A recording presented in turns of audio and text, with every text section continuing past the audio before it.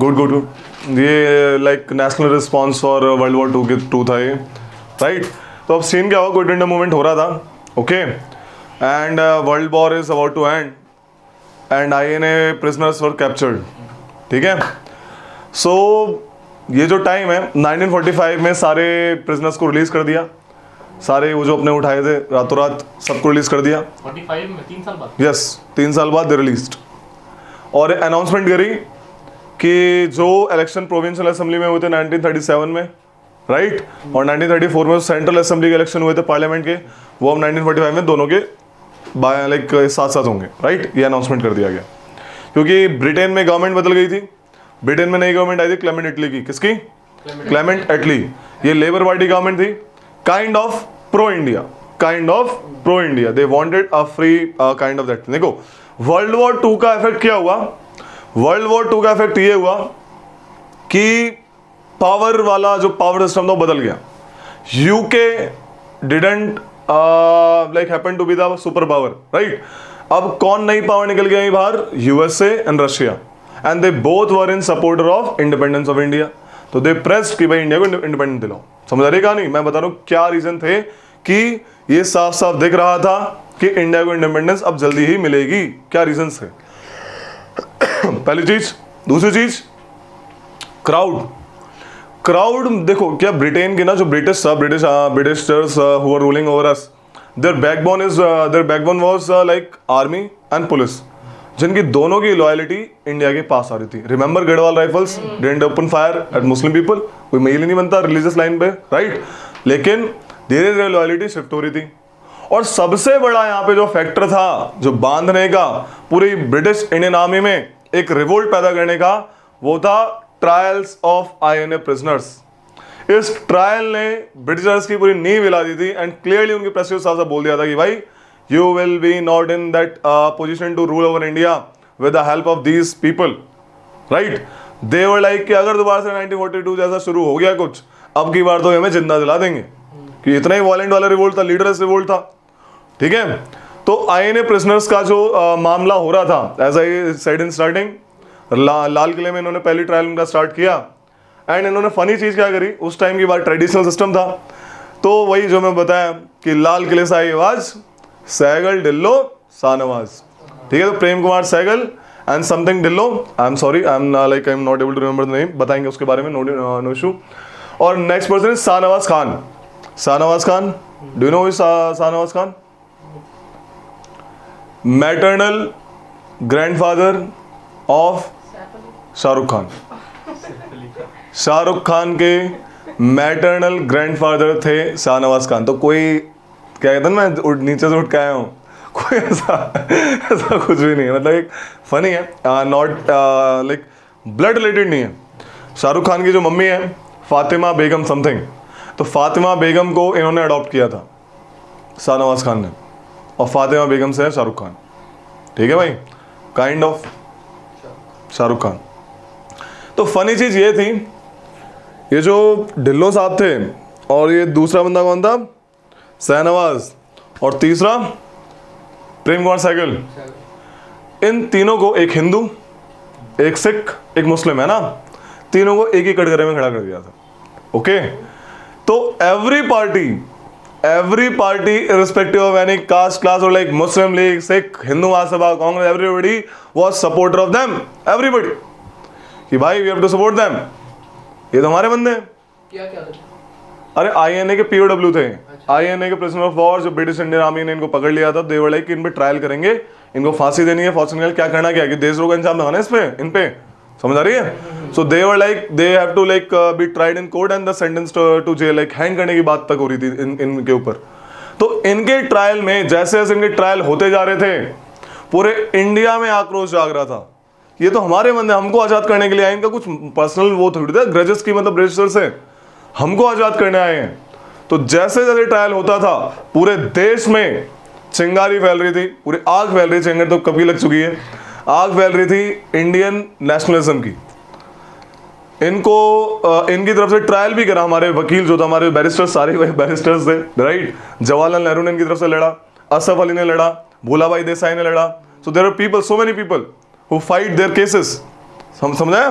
For their defend. एक ये case था जिससे नेशनलिज्म जाग रहा था, और इससे क्या हो रहा था, the one revolt naval Indian rating, ठीक है, revolt of naval Indian rating, navy ने HMIS तलवार में रिवोल्ट कर दिया था कि भाई we are supporting that cause as well as we are supporting, we don't support the discrimination. In fact उन्होंने तो क्विट इंडिया मूवमेंट के भी नारे लगाए थे अपनी शिप पे। तो रिवोल्ट वाली सिचुएशन पैदा हो रही थी उस टाइम। एक ये केस था, समझ आ रहा है। INA के ट्रायल्स ने बहुत बड़ा फैक्टर किया है बाइंडिंग का, जो किसी ने नहीं किया होगा मेरे हिसाब से उस टाइम पे, ठीक है। INA के फैक्टर ने जो ट्रायल्स थे पूरे देश को जोड़ दिया भाई, बड़ा बढ़िया एकदम, जो सोच के भी मजा आता है कि मतलब क्या हुआ होगा। अगला क्या था, इलेक्शन अनाउंस हुए। इलेक्शन अनाउंस हुए मैंने बताया 1945 में। तो when they just go for election, they go for the political speeches, and in speeches they said we will do the we will do the right of the wrong that have done during the 1942 quit India movement. जो भी जिन बंदों पे repression हुआ है, जिन बंदों ने repression किया है, उनके खिलाफ हम कमेटी बिठाएंगे और मार्टियर्स की फोटो लगाएंगे, पतले बनवाएंगे, ऐसे करके उनको लाइक हेल प्रेज करना शुरू किया। तो political speeches like Britain versus India, it's not like we will come to power and will do the development, road बनाएंगे, बनाना करेंगे, ऐसा कुछ भी नहीं था। हम आएंगे तो देश आजाद होगा, काइंड ऑफ बात ये थी। हम क्विट इंडिया मूवमेंट के लिए जो बंदे जिन्होंने योगदान दिया है हमको प्रेस करेंगे, कमिटीज बिठाएंगे, and finally we will have our separate India, kind of ऐसी बातें थी। तो ये जो स्पीच देने जाते थे जब ये लोगों में, तो इसने भी नेशनलिज्म जगाया।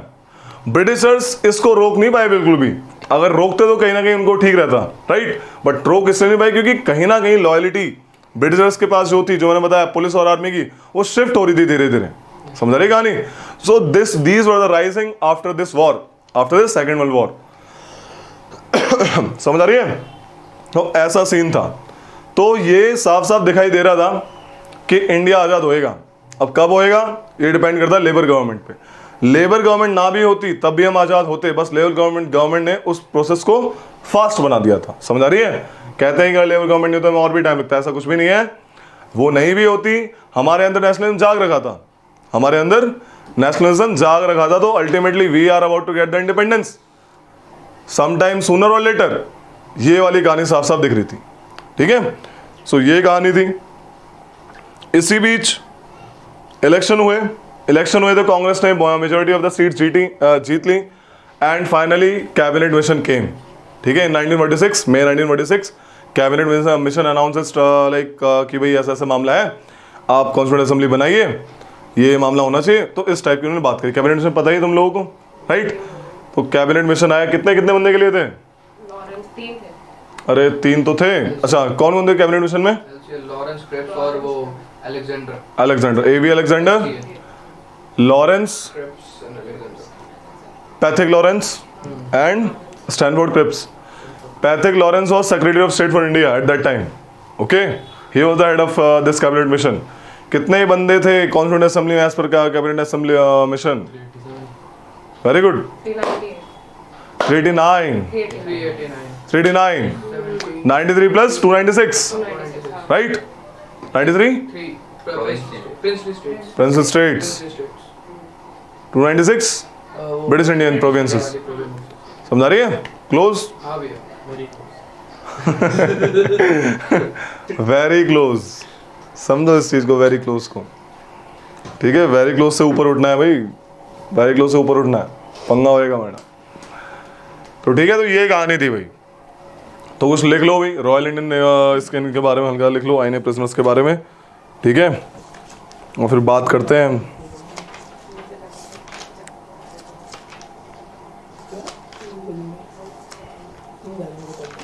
क्या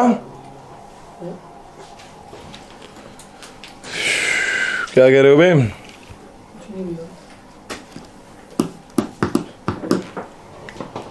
देखो, on February 18, heading very nice, freedom about to come. देखो, post war national scenario, post war national scenario, post war national scenario. Gurbaksh Singh Dhillon थे वो, गुरबख्श सिंह ढिल्लों।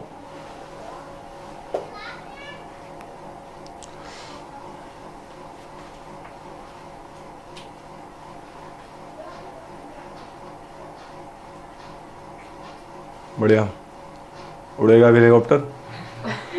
तैयार हो रहा है? तो लिखो कि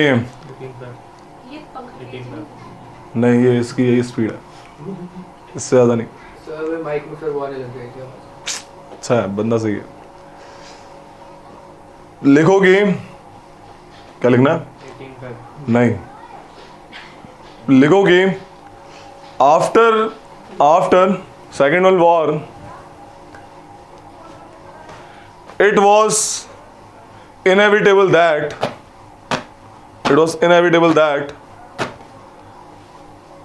the India is going to get independence soon.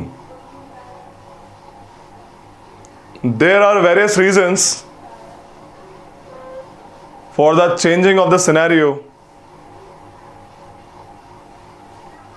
ठीक है, वेरियस रीजन, ये आने वाला नहीं है, बस तुम्हें सब पता लगना चाहिए क्यों है। ठीक है, लिखो कि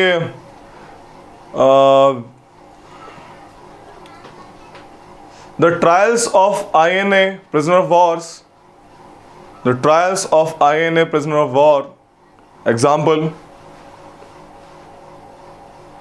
प्रेम कुमार सहगल हिंदू, शाहनवाज खान मुस्लिम, गुरबख्श सिंह ढिल्लो सिख। हाँ, पानी।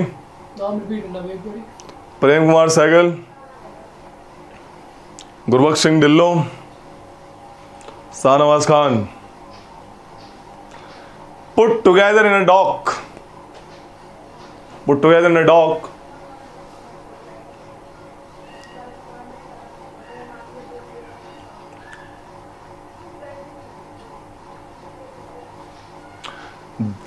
This rise to nationalist sentiments. This gave rise to nationalist sentiments.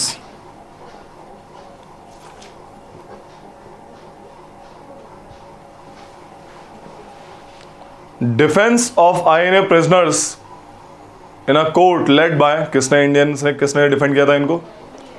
Defense of INA prisoners in the court were led by कौन थे? सुधीर लिख लो। जवाहरलाल नेहरू। बाहर आ गए ना, निकाल दिया बाहर। 45 में 45 में आ गए। बाहर नहीं, एक बार एक ही बार सबको बाहर निकाल। ठीक है, गुरबख्श, अरे ढिल्लो यार, गुरबख्श सिंह ढिल्लो। जवाहरलाल नेहरू, असफ अली, भूलाभाई देसाई, भूलाभाई देसाई, तेज बहादुर सप्रू, सप्रू एक तो गबरू, क्या?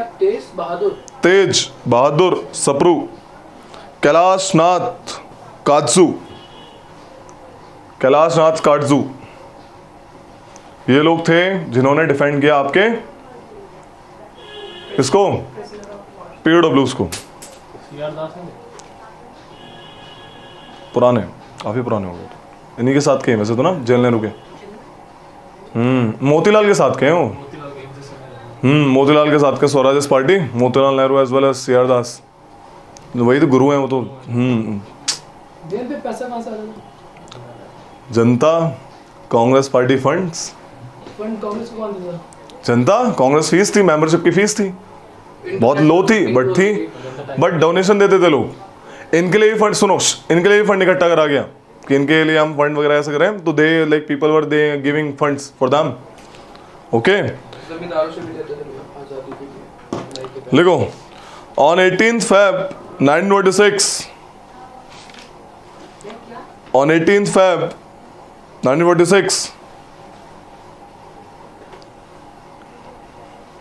1100 रॉयल इंडियन नेवी रेटिंग्स, 1100 जवान of royal Indian navy ratings of HMIS his Majesty's Indian ship, ऐसे करके IS HMIS तलवार, वेंट ऑन स्ट्राइक। और स्ट्राइक का इतना खतरनाक मामला था, इन्होंने पूरी शिप पे कब्जा कर लिया। ये पूरी मुंबई में खुलेआम घूमे, फिर शॉपकीपर से इनको इनवाइट किया गया, कोई जो कुछ लेना ले लो। मस्त रिवोल्ट, बिना कांग्रेस सपोर्ट के। एयरफोर्स ने भी रिवोल्ट कर दिया, तो रिवोल्ट बुरी तरह खतरनाक जाग रहा था। फिर बाद में सरदार पटेल ने एंड मोहम्मद अली जिन्ना ने इनको कन्विंस किया कि भाई रिवोल्ट का टाइम नहीं है, हम समझते हैं आपकी कंडीशंस को, it's a time to conciliate. Gandhi ji बोले रिवोल्ट आर्मी में सही नहीं है, ठीक है, क्योंकि अभी टाइम नहीं है। अगर ये इंडिपेंडेंस के लिए रिवोल्ट करें तो फिर तो डबल रॉन्ग है। रीजन क्या है इसका, हमें इंडिपेंडेंस के बाद एक डिसिप्लिन्ड आर्मी चाहिए, राइट। इनको पॉलिटिकल लीडर्स से एडवाइस लेनी चाहिए to do anything before they launch anything, right. तो Congress did not supported these revolts, Congress help in pacified them, क्योंकि साफ साफ प्यार से जब काम हो रहा है तो जबरदस्ती उल्टा काम क्यों करना है, ऐसा कांग्रेस का मानना था। कांग्रेस का एक स्ट्रेटेजी थी, struggle true struggle, not struggle victory, right. तो ट्रूस पीरियड चल रहा था इस टाइम, जब वो थे एकदम मूड में, कैबिनेट मिशन आई गई थी, right. So that was the case. Okay, क्या लिखा है, went on strike. Later Patel, Sardar Vallabhbhai Patel and Mohammad Ali Jinnah pacified the strike, pacified the soldiers to surrender.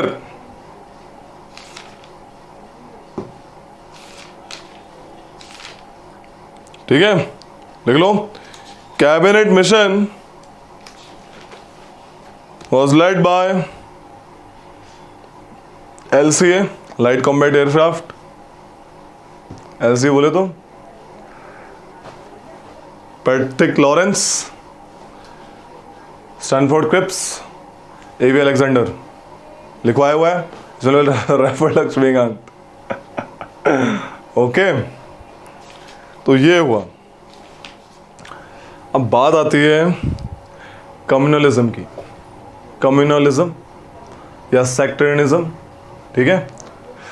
तो बताते हैं कहानी कैसे शुरू हुई। देखो कहानी बताते हैं।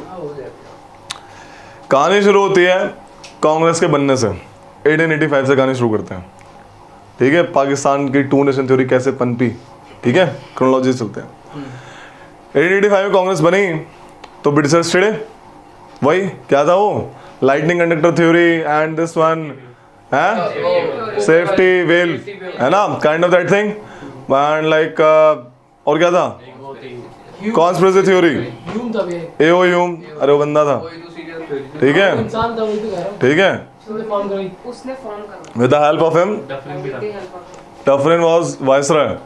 सुनो खैर, तो इन्होंने इनके अपोजिट कांग्रेस के खिलाफ मुस्लिमों को भड़काया। स्टार्टिंग में after 1857 Britishers were opposite to Muslims. Why?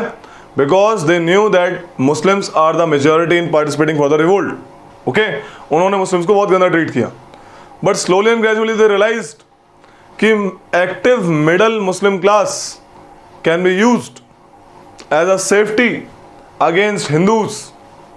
India आराम से डिवाइड हो सकता है, उस टाइम का बात बता रहा हूं मैं। तो उन्होंने क्या करा, कंसेशन देना शुरू किया। क्योंकि क्या था, देखो यार, लिमिटेड रिसोर्सेज थे, रिसोर्सेज लिमिटेड थे, मुस्लिम्स में उस टाइम पढ़ाई ज्यादा नहीं थी, ठीक है, और उसमें सिस्टम यही था कि सिर्फ उसी को गवर्नमेंट जॉब मिलेगी जो गवर्नमेंट की बढ़ाई करेगा, जो गवर्नमेंट के पक्ष में बोलेगा। तो कुछ बंदे, for example sir Syed Ahmad Khan, remember in starting he promoted Congress and kind of thing, but in later times he said please stay away from Congress, you should go for your mental development, your educational development, and you should get the government job, because we as a Muslims are far behind in education and in development than our other parts in this nation, so that before we go for a struggle we should come to that level, and to come to that level we should not be hostile towards the government कि वही तो हमें आगे बढ़ाएंगे। Same Anglo Oriental college, Aligarh Muslim university उन्होंने खोली, right. एक बंदा था, मे बी शायद आगा खान या something else, he said that Pakistan was created in Aligarh Muslim university. Why he said that? Because Muslims को बड़े प्यार से उन्होंने अपनी तरफ कर लिया था बाय गिविंग कंसेशन। जहां पे लिमिटेड रिसोर्स पनपेंगे वहां पे कोई भी आराम से आपकी तरफ आ जाएगा। लड़ाई कब होती है? या तो शांति नहीं होती अंदर, या फिर लिमिटेड रिसोर्स होते हैं। लड़ाई तभी होती है, और शांति तो थी नहीं पूरा एकदम, क्योंकि हम लोग दबे हुए थे सबके सब, रेंट बढ़ा रखा था, ये वो दुनियादारी एकदम इधर उधर कर रखा था मामला, right. So that's why there was like conflict becomes spread, like conflict धीरे धीरे आगे आया। अब सीन क्या हुआ, स्टार्टिंग में ये जो कम्युनिज्म वाला सिस्टम था ये कॉन्स्टिट्यूशनल डिमांड मांग रहा था, किसी ने भी नहीं बोला हमें सेपरेट इलेक्टोरेट वो चाहिए, सेपरेट बोल रहा हूँ, सेपरेट नेशन चाहिए। They wanted everything reservation in this country only. Model inter reform 1906 में, सॉरी 1909, उससे पहले 1906 में क्या बनी? Muslim league. मुस्लिम लीग बनी। Who founded Muslim league? Aga Khan, Salimullah, है ना, नवाब डक्का, सलीमुल्लाह, वकर उल मुल्क एंड मोहसिन उल मुल्क, ये सब कुछ बंदे थे जिन्होंने अपनी ये मुस्लिम लीग बनाई। They went to Minto and asked for like reservation, he gave, he wanted to use that play card, he gave the electoral reforms to him and later many of the communities reached। अब scene क्या हुआ, लोग तो कहते हैं, लेकिन मेरा perception कुछ अलग ही है, जो मुझे रियलाइज होता है कि कांग्रेस ने सबसे बड़ी गलती करी 1916 में, लीग की डिमांड को, मतलब लीग को सेपरेट पार्टी एक्सेप्ट करके, मुस्लिम लीग को मुस्लिम की पार्टी एक्सेप्ट करके ज्वाइंट डिमांड जो पेश करी और उसकी डिमांड जो मान ली सेपरेट इलेक्टोरेट्स की, वो बहुत बड़ी गलती थी कांग्रेस की। बट ये बोलते हैं कि बहुत like it's a historical blunder, ऐसा लोगों ने कहा। हाँ, लखनऊ बैठ 1916, ठीक है, वही तो बता, ज्वाइंट डिमांड तभी पेश करेंगे आप हमें, हमारी डिमांड को एक्सेप्ट करोगे।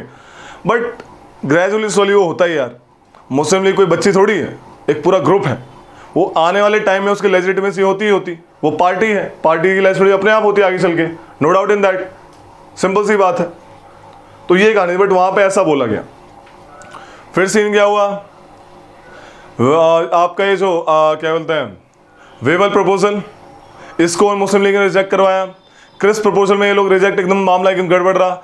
1937 में जब इलेक्शन हुए, 1937, वहाँ पे मुस्लिम लीग थोड़ा, उनका प्रेस्टीज थोड़ी गिरी in terms of election results, हारे वो कुछ प्रोविंसेस में, मेजॉरिटी कांग्रेस ने जीता। तो यहाँ से उन्होंने सेपरेट मामला शुरू कर दिया कि हमें नेशन ही सेपरेट चाहिए, because in this whole country we become the minority, और माइनॉरिटी कोई राइट्स नहीं होते, ऐसा उन्होंने बोला। तो they cry for separate Pakistan, they cry for separate Pakistan. अब यहाँ पे पंगा कुछ हमारे बंदों का भी है, नेशनलिस्ट पीपल का भी है, ब्रिटिशर्स का बहुत बड़ा रोल है।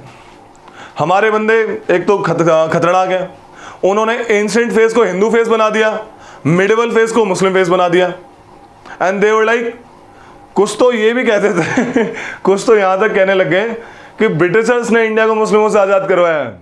Some people said like that, ठीक है। जब तक ये गांधी जी की बातें हैं, ये गांधी जी में बोलने जा रहा हूँ कि जब तक हमारे स्कूल्स में हिस्ट्री गलत पढ़ाई जाएगी, तब तक ये कम्युनिज्म वाली चीज़ कभी हटेगी नहीं, ठीक है, ऐसा उनका मानना था कि ब्रिटिशर्स पूरा सिलेबस डिजाइन करते थे। तो उन्होंने ये सब साफ साफ बोला, पता है ना, विंस्टन आर्थर स्मिथ क्लियरली बोलता था कि like India is like subjection to kind of that thing. तो ये सिस्टम था। अब इससे नेशनलिस्ट लीडर क्या करते थे, उल्टे काम, जैसे तिलक जैसे कि annoyingly they were like Ganpati festival, Ganesh festival, Chhatrapati Shivaji festival. अरे इसमें मुस्लिम क्राउड कैसे आपके पास आएगा भाई? आप गंगा स्नान करवा रहे हो, आपके लिए वो पवित्र है, माता अच्छी बात है, बट उनके लिए तो नॉर्मल रिवर है। Cow ban, cow slaughter ban, ठीक है, समझ आता है। मुस्लिम्स कैसे? आप बुक्स में अफजल खान और शिवाजी की लड़ाई लिख रहे हो, अफजल खान को तुम ब्रिटिशर बता रहे हो, मुस्लिम था वो।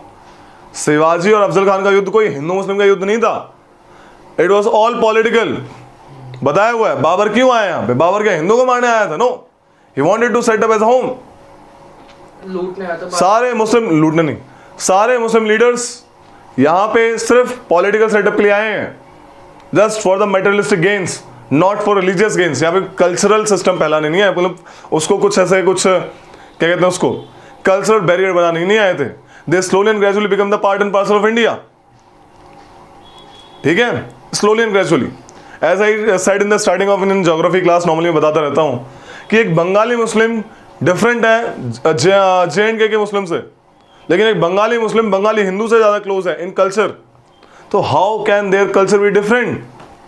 How can their culture be different? एक मिथ फैलाया गया, ये पॉलिटिकल लीडर से मिथ फैलाया गया। स्टार्टिंग में बोला कि ये रिजर्वेशन होना चाहिए, ये सब होना चाहिए, एंड में बोला कि तुम्हारे सेक्युलर गोल्स भी अलग हैं, डेवलपमेंट मुस्लिम्स की अलग होगी, रोड पता नहीं कुछ अलग ही तरीके की दिखेंगी उनकी, में भी हिंदू की अलग तरीके की दिखेंगी। तो स्टार्टिंग में तो सेक्युलर गोल्स एक बताए थे, बेसिक रिलीजियस वाली चीज सेम बताई थी, अलग बताई थी, बट एट द एंड उन्होंने सारी डिमांड ही बोला कि इनके गोल्स ही अलग हैं। What is communism? When one community feels his religion is sole religion and other religion is below that religion, उसी का religion सिर्फ superior है और बाकी religion उसके अंडर है और उनसे उनको खतरा है, जब उनसे उनको हॉस्टिलिटी पैदा होती है तब कम्युनिज्म जन्म लेता है। सेक्युलर कंट्री में कम्युनिज्म कभी जन्म नहीं लेगा, ऐसा कभी होता ही नहीं है।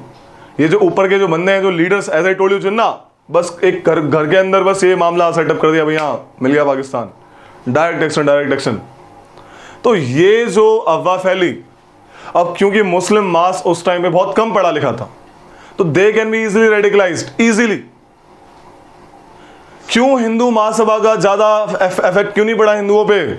हिंदू महासभा तो बनी थी मुस्लिम लीग के खिलाफ कि मुस्लिम पॉपुलेशन, हिंदू पॉपुलेशन ज्यादा पढ़ी लिखी थी उस टाइम पे, इसलिए कांग्रेस सेक्युलर थी।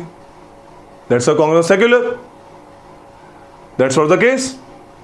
बट मुस्लिम लीग में क्या था, लोग कम पढ़े लिखे थे, दे लाइक भाई हाँ सही कह रहे हैं, ये बिल्कुल सही कह रहे हैं, ये तो काफिर है, फलाना डिगरा ड्रामा। So this is the wrong thing. In fact Muslims में भी बहुत कुछ अच्छे लोग थे। खान अब्दुल गफ्फार खान, यार he was against this partition, many people were against this partition. But ये जो मुस्लिम लीग ने खेल खेला एंड में, बहुत खतरनाक खेल था इस टाइम का, like torturous negotiation between Congress, Britishers and Muslim league. 1937 के बाद they were cry for like Pakistan Pakistan Pakistan. 1937 के बाद, before that reservation in Congress in this conference setup. उनको देखो कितनी बेकार बात रखी जिन्ना ने एंड में, कि बोला मैं सब एक्सेप्ट कर लूंगा, चलो मैं पार्टीशन के खिलाफ हूं, एक चीज को छोड़ के। बोला क्या, कांग्रेस को एक चीज करनी पड़ी, क्या? Congress is Hindu body. वो क्या दिखाने, इम्पॉसिबल डिमांड दे रहा था वो, राइट? कांग्रेस सेक्युलर था, वैसे सेक्युलर थी, हिंदू बॉडी कैसे हो सकती है? उसमें खुद मुस्लिम्स लोग हैं यार। कांग्रेस स्टार्टिंग प्रेसिडेंट बदरुद्दीन तैयब जी हैं, बंटी बैनर्जी, बीएन एनवर नारो जी, टी तैयब जी, वाई यूले, वो चाहते थे कि मुस्लिम सब उनकी तरफ आ जाए। Yes, this was the case. कमाल की बात देखो, अब रियलिटी बताता हूं। He said that we want Pakistan in north western frontier, eastern frontier. अरे तुम पाकिस्तान बोल रहे हो, हमें वहां पे मुस्लिम मेजोरिटी चाहिए, वहां पे लगभग 38%, यहाँ पे 48% हिंदू रहते हैं वहां पे। कैसे तुम कह सकते हो कि वो जनता पाकिस्तान मांग रही है? हिंदू भी तो हैं, कैसे देते तुम्हें पाकिस्तान? कैबिनेट मिनिस्टर ने साफ साफ मना कर दिया कि तुम पाकिस्तान पाकिस्तान चिल्ला रहे हो। How can we give you Pakistan in spite that most of the population is there Hindu and here is also Hindu। आप पंजाब की बात करो, पंजाब में सिख भी हैं, तोड़ दें उसको। That was the case। तो cabinet mission rejected the demand of Pakistan, they didn't council for the demand of like Pakistan create करेंगे। लेकिन फिर दंगा हुआ, दंगा इन द सेंस वही कैबिनेट मिशन आई एंड मामला टेढ़ा रहा। जिन्ना साहब ने डायरेक्ट एक्शन डे डिक्लेयर किया, एज पर दैट डे सारे रिवोल्ट होने शुरू हो गए, ठीक है। अब इस बीच एक कहानी हुई 20 फरवरी, क्या कहानी हुई? 20 फरवरी जब कैबिनेट मिशन ठीक से नहीं चल रहा था, 20 फरवरी 1947 को क्लेमेंट एटली ने डिक्लेरेशन दी कि चाहे तुम मानो या ना मानो, चाहे तुम एक प्लेटफॉर्म पे आओ या मत आओ, हम तो भैया इंडिया को इंडिपेंडेंस दे देंगे 30 जून 1948 को, ठीक है। 30 जून 1948 तक जो सेंट्रल पार्टी उसको पावर दे देंगे, जो प्रोविंशियल पार्टी उसको पावर दे देंगे, सबको पावर दे देंगे, पावर पावर पावर, ठीक है। अब तुम्हारे ऊपर है। जब ये अनाउंसमेंट हुई और साथ में क्या बोला, now the new governor general will be Lord Mountbatten. ये बंदा प्रो इंडिया, मतलब इंडिया के थोड़ा पक्ष में ही था, नो डाउट इन दैट, ठीक है। यही रीजन था इंडियंस ने इसको अपना फर्स्ट गवर्नर जनरल बनाया एंड पाकिस्तान ने जिन्ना को फर्स्ट गवर्नर जनरल बनाया, ठीक है। इंडिपेंडेंस के बाद भी गवर्नर थे? हाँ, कितने टाइम तक रहे थे? कुछ ही टाइम तक रहे थे। उसके बाद आपके last governor C Rajagopalachari and up to 1950 के बाद, ठीक है। अब ये सीन हुआ। अब लेकिन अब माउंट बैटन की कहानी सुन लो थोड़ी सी। ये बंदा जो था, इसको ज़्यादा पावर्स देके भेजी गई थी इंडिया में, क्योंकि कैसे जैसे हमको पावर ट्रांसफर करनी थी, they wanted to shift the power to India. तो बोला कि माउंट बैटन आप वहाँ पे रहोगे तो आपके पास ज़्यादा पावर्स होनी चाहिए to take the decision according to the field. हम यहाँ बैठे, हमें क्या पता वहाँ पे कि क्या चल क्या रहा है, मेन है क्या, राइट। तो माउंटबेटन ने बहुत सारी पॉसिबिलिटी देखी। माउंटबेटन बोले भाई मामला गड़बड़ है, पार्टीशन होएगा ही, ठीक है। तो 3 जून 1947 ओए कृपलानी, ठीक है।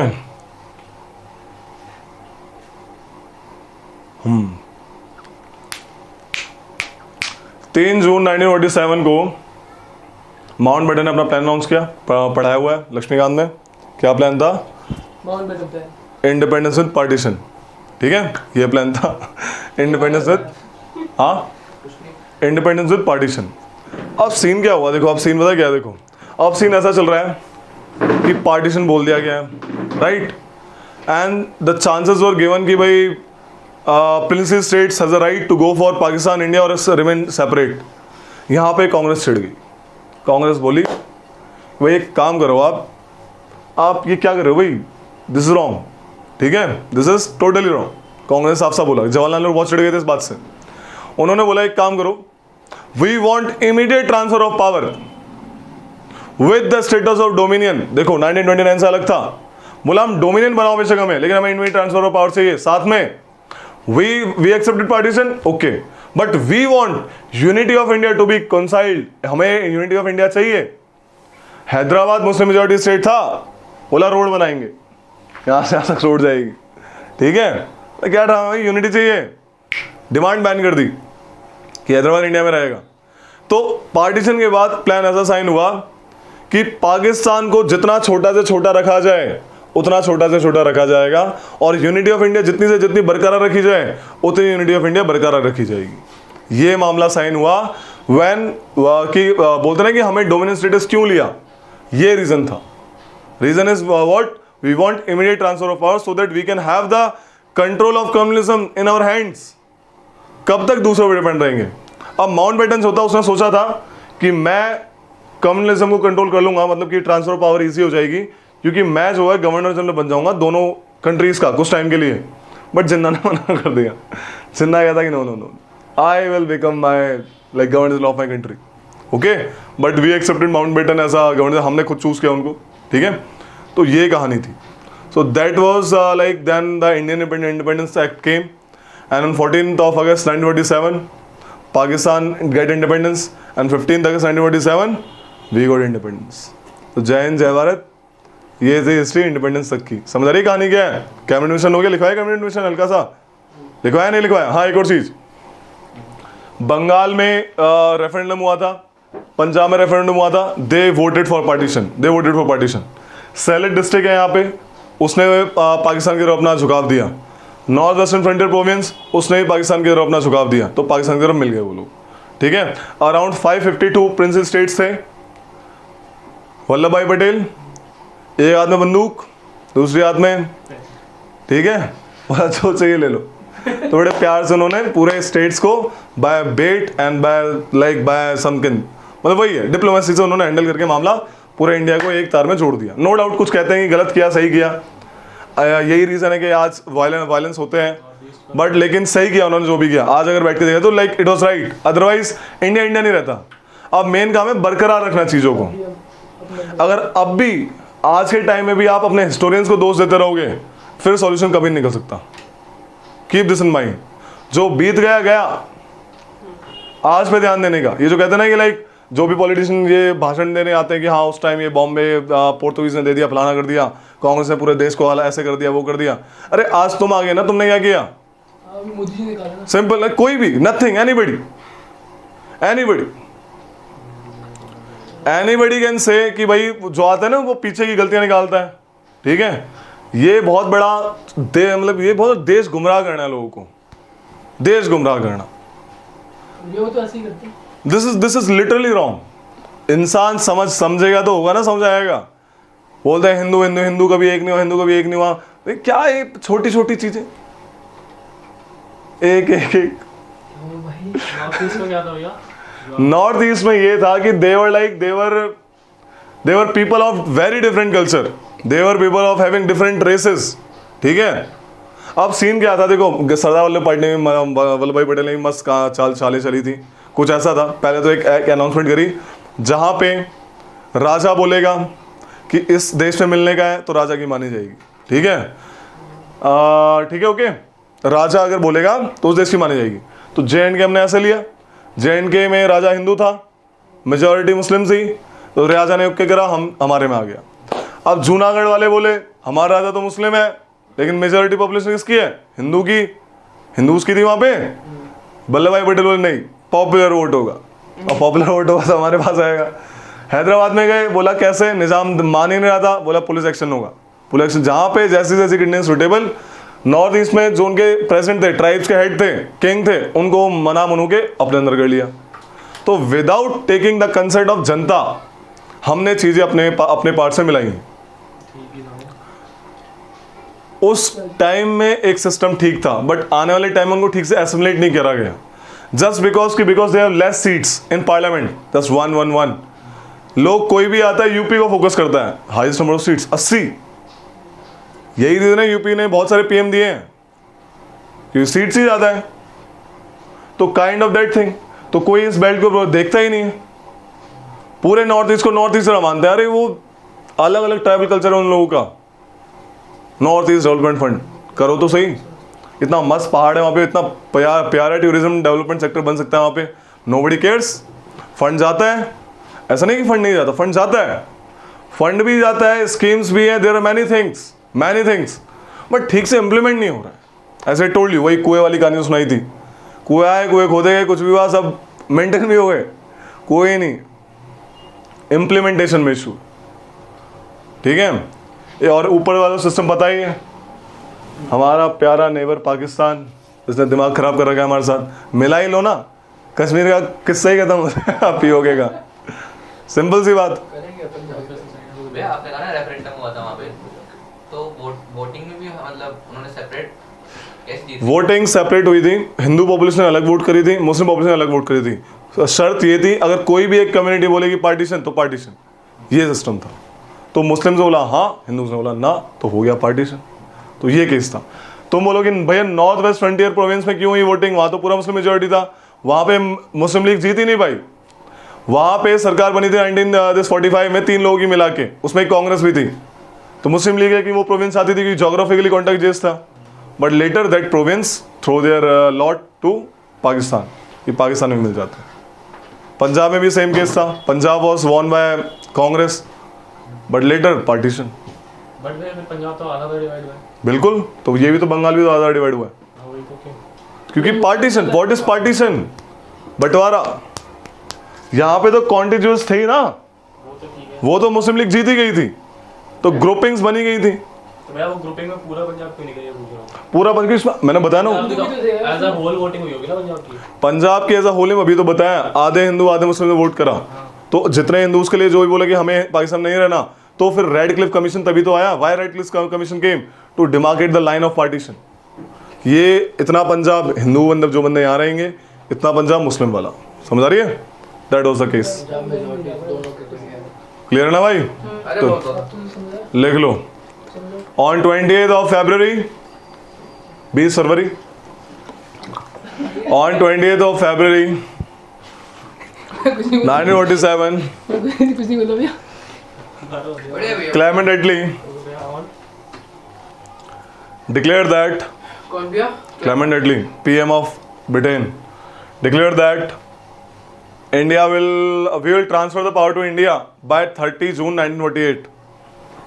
30 June 1948। ठीक है ना भाई छोरो?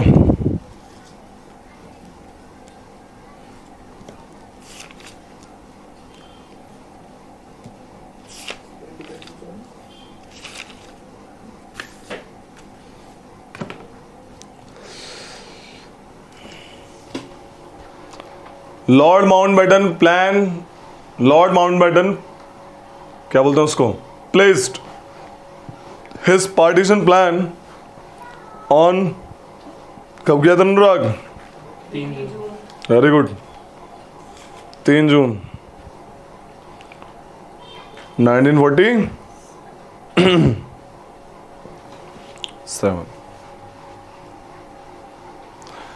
ऑन 15 अगस्त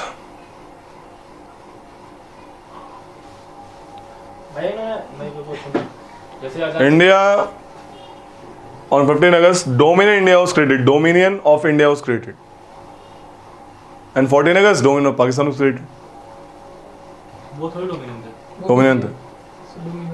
Dominion वो कैसे डोमिनेंट? गवर्नर जनरल का कौन बना था? वही जिन्ना था। जिन्ना था. Dominion थे लेकिन वो they were two dominions of India and Pakistan was created. ठीक है? 2 डोमिनियन बने थे. गवर्नर जनरल की पोस्ट ही डोमिनियन वाली बात है. इनफैक्ट प्रेसिडेंट वाला मामला उनका थोड़ा लेट आया था मे बी. उनका फर्स्ट प्रेसिडेंट लेट आया था. कॉन्स्टिट्यूशन से लेट आया था। वही चीज़. हाँ उन्होंने भी कॉन्स्टिट्यूशन बनाया होगा ना, बना ही नहीं पाएंगे, हाँ हाँ हाँ हाँ नहीं बना पाए. सरकार चल नहीं रही ना अभी, तो आप क्या थे, मैंने क्या कहा? सरकार ही चल रही उनकी, ठीक है. इसमें बनाया नहीं. आप लिख लो कुछ फैक्ट्स लिखो. लिखो कि लैंड रेवेन्यू पॉलिसीज, लैंड अलग से पेज डालो. Land revenue policies of British India.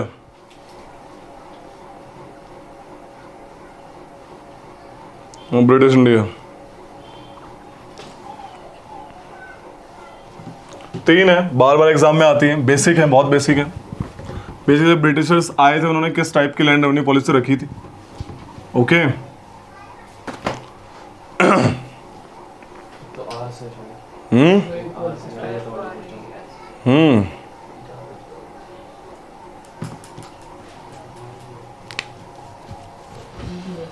एक है परमानेंट सेटलमेंट. परमानेंट सेटलमेंट या फिर जमींदारी सिस्टम. सुन लो रे, बातें मत करो सुधीर, कितनी बार बोलना पड़ेगा. अब की बार लास्ट है, पहले बता रहा हूं. परमानेंट सेटलमेंट, जमींदारी सिस्टम. अगला है क्या? इक्तादारी भी है. रैयतवाड़ी.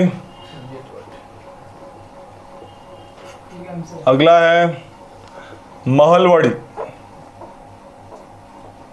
ये 3 है भाई. ठीक है, समझ रही कहानी. पहला क्वेश्चन आता है किसने कौन से स्टार्ट करी. टेबल बना दे हम लोग, हाँ बना ही रहो ना, फिर लिखवाना क्या है. बात भी सही है ना, बोलता आता हूँ बस लिखते रहो, है ना.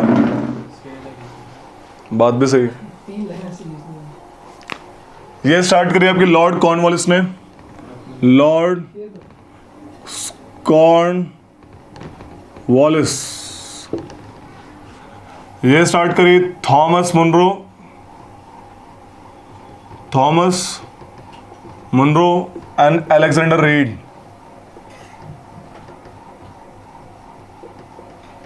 This is Holt Mackenzie. क्या सिस्टम है देखो रे. सिस्टम देखो, नाम से ही सुनो. देखो जमींदारी समझ आता है, जमींदार. रैयत क्या होता है? किसान, है ना. और महल मतलब होता है यूनिट. बताता हूं क्या है. देखो जमींदारी सिस्टम इज बेसिकली व्हाट, कि किसान, ये किसान है, उसका खेत, और गवर्नमेंट के बीच में जमींदार रहेगा. समझ आ रही है. जमींदार लैंड रेवेन्यू इनसे कलेक्ट करेगा और देगा किसको? सरकार को. समझो सी बात. तो government will collect the land revenue from zamindar by fixing the revenue. Permanent settlement fix कर दिया. समझा रही कहानी. क्या सीन होता था? जमींदार रेवेन्यू का 10/11 पार्ट कंपनी को देगा और 1/11 पार्ट खुद रख लेगा. अब वन ए रेशियोज हैं, समझ रहे. रेशियोज हैं, एक सिस्टम फिक्स कर दिया. तो जमींदार बोला कि तो हमें 10/11 दे दो, 1/11 का तुम कुछ भी करो.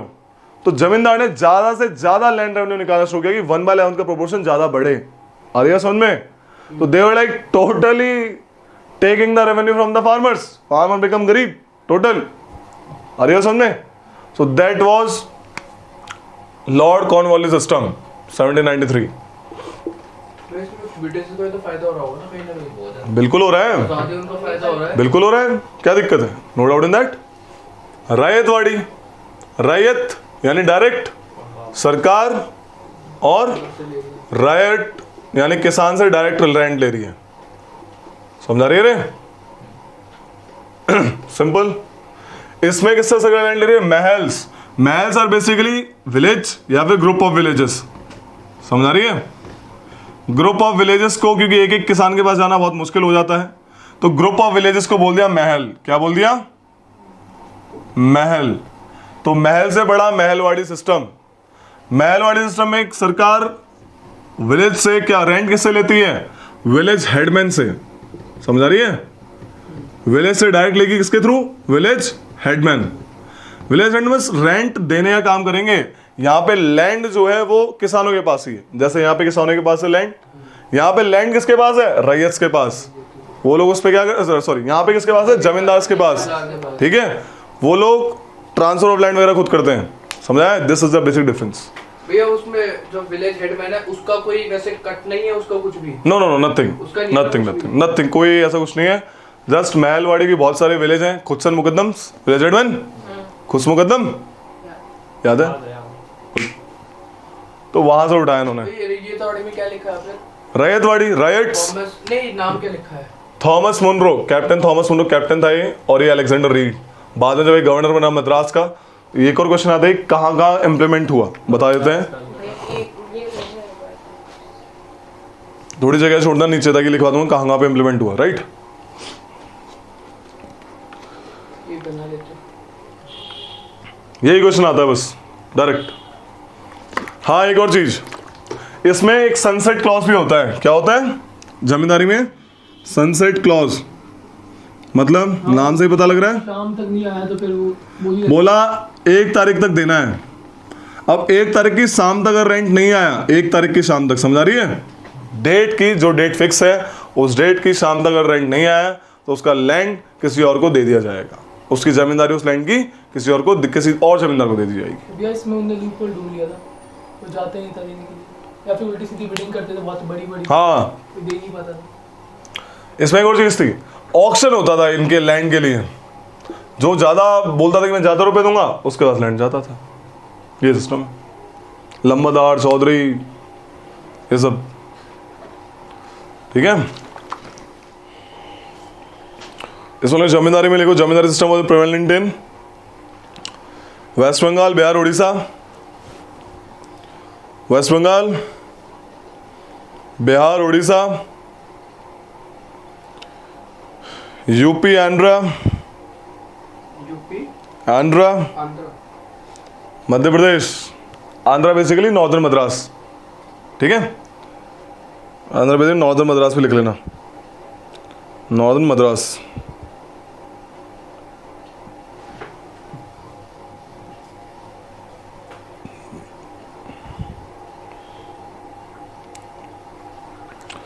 रैयतवाड़ी लिखो, prevalent in most southern India.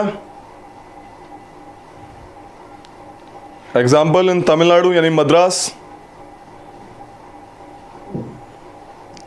Letter extended to, पहले इंट्रोड्यूस यहां पे हुआ था, later extended to Maharashtra, Berar, Maharashtra, Berar, east Punjab, Coorg, Assam. Assam में भी यस, CORG, कुर्ग। मालवाड़ी लिखो, mahalwari. In mostly in northern India, mostly in northern India, in Agra, Awadh, Agra, Awadh,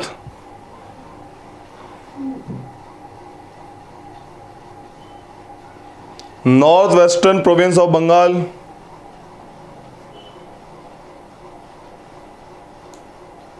बैगन उत्तर प्रदेश लिख लेना, वो उत्तर प्रदेश वाला एरिया है, उत्तर प्रदेश। एटसेट्रा। ठीक है, हो गया भैया? ये लैंड रेवेन्यू खत्म। ठीक है,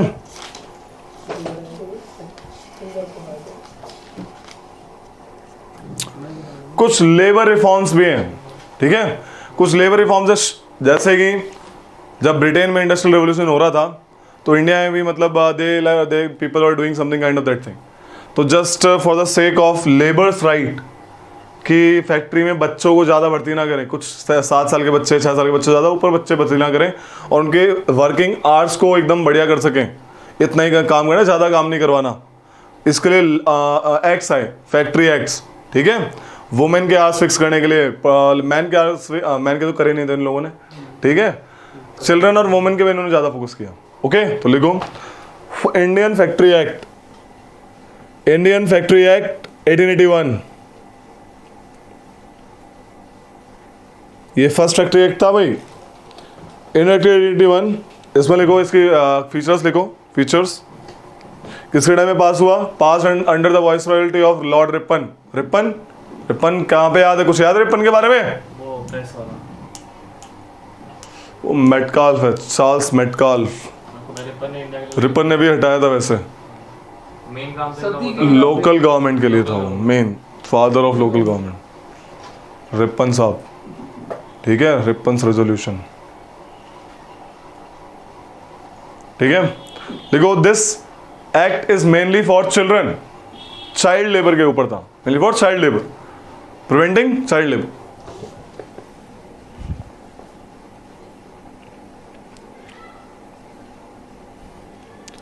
फीचर्स हैं इसके कुछ लिखो। Employment of children under 7 years of as band, prohibited था, 7 साल के छोटे बच्चे से आप काम नहीं करा सकते। Of children under 7 is band, prohibited.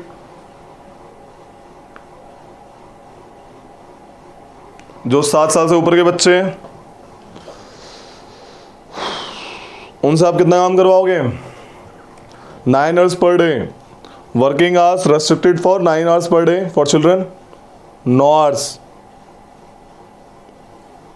And children will get full holiday. ये सब कुछ बच्चों के लिए है, इस पूरे एक्ट में बच्चों के लिए, कोई ना वुमेन के लिए ना मर्दों के लिए। ठीक है, वर्किंग आवर्स 9 hours, 4 हॉलीडे मिलेंगी मंथ में। हाँ भाई 4 हॉलीडेज इन अ मंथ। ठीक है, देखो Indian factory act 1891 Indian factory act 1891। और उसमें बच्चे कौन कौन से थे? 7 से 12 years वाले थे टोटल। लिख लो बच्चे कितने, कौन सी एज के थे उसमें? 7 से नीचे के बैन थे, 7 से 12 साल के बच्चों के लिए था वो। ठीक है, 12 लिख लो, एज लिख लो 12 तक। लिख लिया भैया। ठीक है, 1991 में भैया 1891, 10 साल बाद। इसमें बच्चे और वुमेन के लिए मामला। ठीक है, वायसरॉय कौन था? Lansdowne, viceroy was Lansdowne.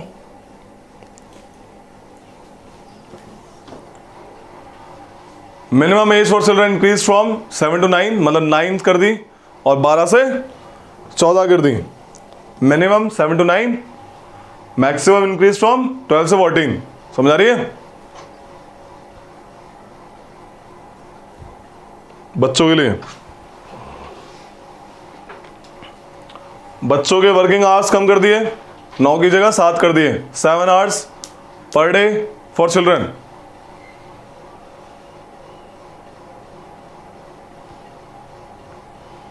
Women के भी फिक्स कर दिए, 11 hours per day for women.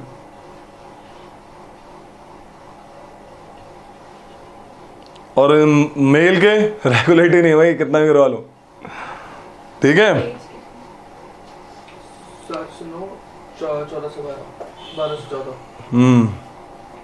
Weekly holiday मिलेगी, वीकली हॉलीडे फॉर ऑल, सबके लिए, मर्द जात सबको।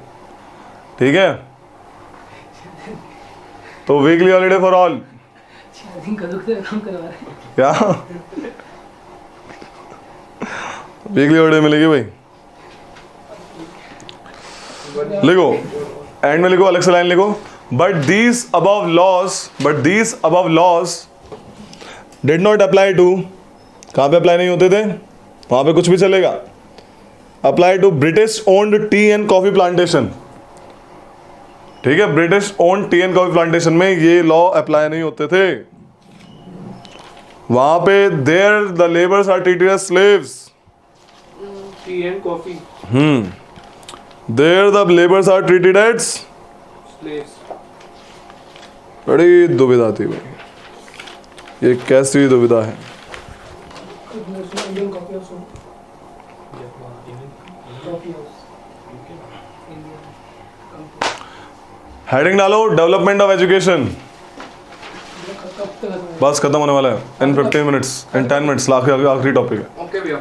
इन 10 मिनट्स ओवर काम। 4 छुट्टी,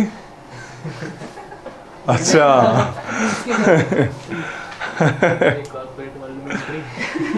ठीक है। एजुकेशन, एजुकेशन कुछ नाम बड़े इंपॉर्टेंट है। देखो क्या हुआ था सीन, ओइश फिर बोले तुम। टॉपिक पे बोल रहा हूँ ये सच्ची गुलामी है, 10-10 घंटे काम कराने देंगे। 11 घंटे 9 घंटे। सीन ऐसा है भाई, अब मतलब कि अब क्या ब्रिटिश का एकदम पूरी हम पॉलिसी देख रहे हैं, राइट। सीन ऐसा है कुछ कि जब ब्रिटिश आए इंडिया में, they came with Christian missionaries. Christian missionaries want to convert the most of the Hindus or Muslims, any of the religion to most of the Christians. Why? So that they can be easily subdued to British Empire. ठीक है, पहला reason. और क्या reason था, Britishers को lower civil service के लिए बंदे चाहिए थे। अब बोले वहां से हम वहां से उठा के लाएंगे गोरों को और वो यहाँ पे आके काम करेंगे, पैसा ज़्यादा लेंगे, अलाउंस वलाउंस दो। इससे अच्छा यहीं के बंदों को पढ़ा के, those who are Indian in race but by nature they are English, test में क्या होंगे, इंग्लिश होंगे, है ना। तो ऐसा रिफॉर्म करने की बात करी। तो धीरे धीरे बात आई कि भाई क्या करें, कैसे प्राइमरी एजुकेशन में फोकस करें, मास एजुकेशन में फोकस करें, या फिर यूनिवर्सिटी एजुकेशन में फोकस करें, वुमेन एजुकेशन में फोकस करें, ठीक है। और एजुकेशन दे तो कैसे दें, इंग्लिश मीडियम में दें या हिंदी मीडियम में दें। अगर इंग्लिश मीडियम में दें तो क्या पढ़ाएं, साइंस पढ़ाएं या रिलीजियस इंस्ट्रक्शंस पढ़ाएं, इनकी जो इनकी लिखी हुई है जो भी है, ऐसा कुछ था।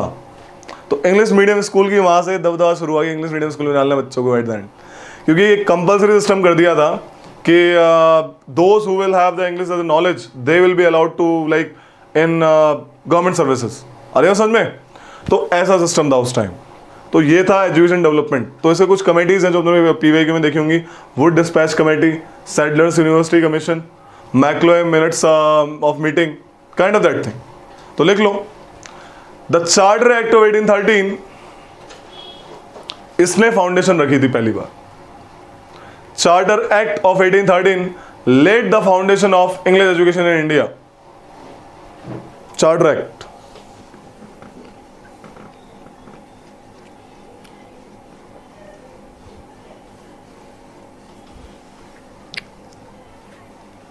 और डायरेक्ट आता है, जैसे मैं जितनी कमेटी के नाम लिखवाऊंगा ना तो 4-5 है, डायरेक्ट आता है।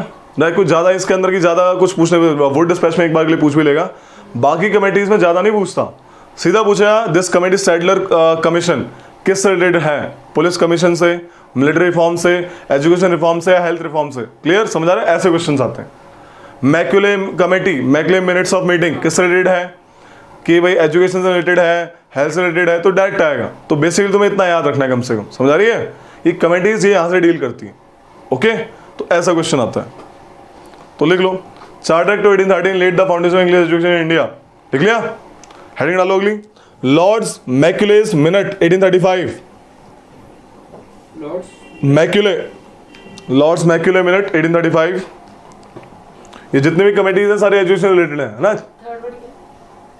मिनट्स, MINUTES, मिनट्स, वही मीटिंग टाइप। मैक्यूले कमेटी भी थी ना, Macaulay committee in what, press में ही बनाई है उन्होंने, चार्ल्स मेटकाफ, लिखवा देंगे अलग से, liberator of Indian press, he is called the liberator of Indian press. Macaulay committee वही है, वही है, ठीक है। देखो, the famous lords Macaulay minute तुम वो वाली बोल रहे हो सिविल सर्विसेज के लिए, सिविल सर्विसेज के लिए जो उसमें 1833 में बनाई है शायद, हाँ 1833 में मैकुले कमेटी बनाई है जो कि सिविल सर्विस के लिए डील करती थी। बाद में ली कमीशन आया जिनने से जो भी जिसने कि this one 1919 government of India 1919 के तहत जब उन्होंने सेंट्रल पब्लिक सर्विस कमीशन बनाया 1926 में, पहली बार यूपीएससी का बना 1926 में, ठीक है। तो उस टाइम में ली कमीशन के रिकमेंडेशन से वो बनी थी UPSC, like central public service commission. Before that Macaulay committee came to race और like decrees, not decrees, just to open the exam upper civil services for the Indians also.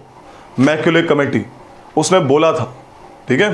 So kind of that thing, वो Macaulay committee अलग है, ये वाली अलग है। The famous Lord's Macular Minute settled the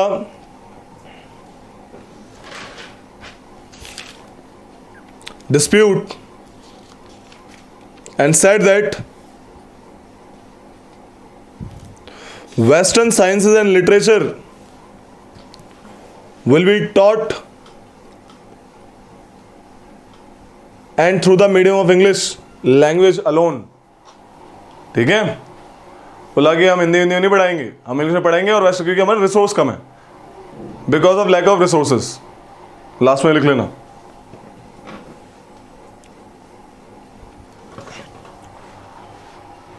he goes for educating few, mass education के लिए promote नहीं है इसने, educating few people, which lets to क्या हुआ, डाउनवर्ड इन्फिल्ट्रेशन थ्योरी। बोला ये जो लोग हैं धीरे धीरे इनको देख के मास देखेगा, वो पढ़ाई करेगा, और डाउनवर्ड हमारा इन्फिल्ट्रेशन होगा धीरे धीरे। तो this is downward infiltration theory come as per Lord's Macaulay minutes. समझ आई कहानी कि कुछ लोगों को पढ़ाएंगे, उनको इंग्लिश बनाएंगे, और जब वो सीखेंगे तो ultimately everybody will come for education, then they will contribute because we have lack of resources. तो धीरे धीरे मास में एजुकेशन जाएगी ऐसे करके, ये तो छोटे छोटे ऐसे तो खुल रहा है। तो downward filtration theory, okay. Wood dispatch 1854, इसने बहुत बढ़िया बात करी थी, जो अगर तुम्हें आता भी ना हो ना वुड डिस्पैच के बारे में, कि बोला हिंदी में पढ़ाना, बोला हाँ प्राइमरी एजुकेशन में हिंदी में पढ़ा। क्या मास एजुकेशन प्रमोट करना है? बिल्कुल हाँ। वुमेन को पढ़ाना है? हाँ। यूनिवर्सिटी बनानी है? बिल्कुल बनानी है। सेकेंडरी एजुकेशन बनानी है? बिल्कुल बनानी है। वुड डिस्पैच DISPATCH 1854, डलहौजी था इस time governor general, Lord Dalhousie. इसको Magna Carta of English education कहते हैं। लिखो, Lord dispatch paper, Wood dispatch paper is considered as Magna Carta of English Education in India. Magna Carta of English Education in India.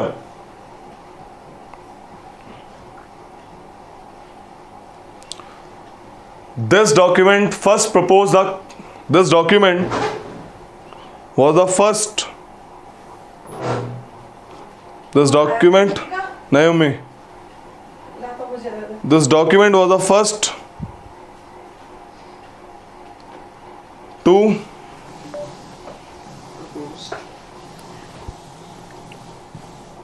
propose comprehensive plan for spread of English education in India. For spread of English education in India. Features लिखो, features, इसी के features. Number 1,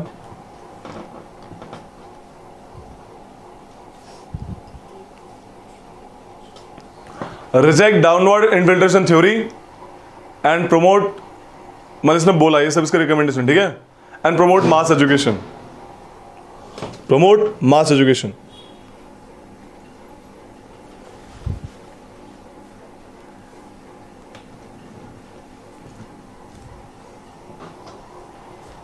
promote, अगला promote vernacular मतलब Indian languages. Promote education in vernacular eight primary level.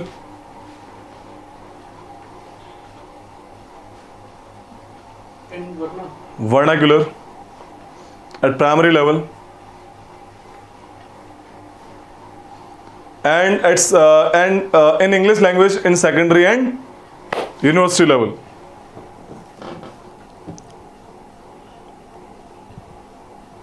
तो vernacular basically school level के लिए थी, vernacular पे लिख लो school level, and English for higher studies. ठीक है, यूनिवर्सिटी बेसिकली हायर स्टडीज. तो कितना बचा है यार? थोड़ा सा बचा. अरे अभी वो वाइस लेवल पे लिखा है. तो कल लिख लेंगे. It led stress on women education. कैसे थक रहे हो बे, कॉलेज क्यों थक रहे हो? कॉलेज से 4 दिन की छुट्टी नहीं मिलती. तो सुबह गए थे कॉलेज, जब आए हैं हाँ, तो क्या ये तो डेली का है. आज ही गया था मैं. अटेंडेंस लगवाते हैं. अब तो पॉसिबल नहीं है बहुत लोगों की अटेंडेंस में. हाँ, पॉसिबल नहीं है अटेंडेंस लगना. लगा रखी है अटेंडेंस आप दिखा रहा. Okay. It leads stress on female education and vocational training. थोड़ा सा बस. It led attention. It led, क्या बोला था?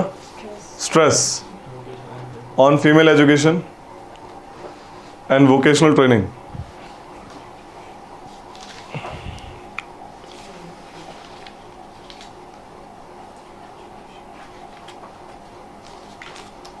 लिख लो बस, बाकी ये इंपॉर्टेंट है इसमें. अलग लो. Some other committees of education related education are, some other committees related to educations are, लिखो बस कमेटी का नाम लिखो direct. Hunter education commission. Hunter commission किसके लिए था? और भैया वो जलियांवाला बाग के Good. लिए. Hunter education commission. Hunter education commission 1882-83.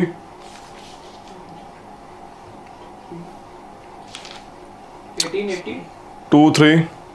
253. Sadler university commission. Sadler's university commission 1917 से 1919. यूनिवर्सिटी कमीशन 17 से 19. क्या भैया 1917. Sadler SADDLER. ईयर क्या है? 17-19. कितना पुराना है ये? हरटोंग कमेटी. हरतोग HARTOG. भाई आप 1917 गए ना, 1917 1917 से 19 तुमने क्या लिखा? 17-19 दिखा दिया आपने. इतना पुराना? तभी मैं पूछा कितना पुराना. ब्रिटिशर्स कहाँ आए थे उस time? They attacked in battle of Buxar. तभी तो मैं पूछा. कब हुआ था बैटल ऑफ बक्सर? सिक्योर में हुआ था भैया. डेट फिर भरने भाई से तो कैसे भूल सकते हो? अब तो आपने मैं पूछा ना इतना पुराना, तो तभी तो पूछा. हरटोग कमेटी स्पेलिंग HARTOG. हरटोग कमेटी ये भी एजुकेशन रिलेटेड थी. 1929. TOC के लास्ट में HORTOG. हरतोग. ठीक है. इसकी ईयर क्या ईयर क्या थे? 19 29. पूर्ण स्वराज वाला. Sergeant plan of education. ये तो खतरनाक था. ये तो पता नहीं आज़ादी के बाद भी एजुकेशन करवा रहा था. Sergeant plan of education. ठीक है, ये कुछ है. एक फ़ोन दो मुझे फटाक से. मेरा तो फ़ोन मम्मी लेगी. Give me phone. Open Google.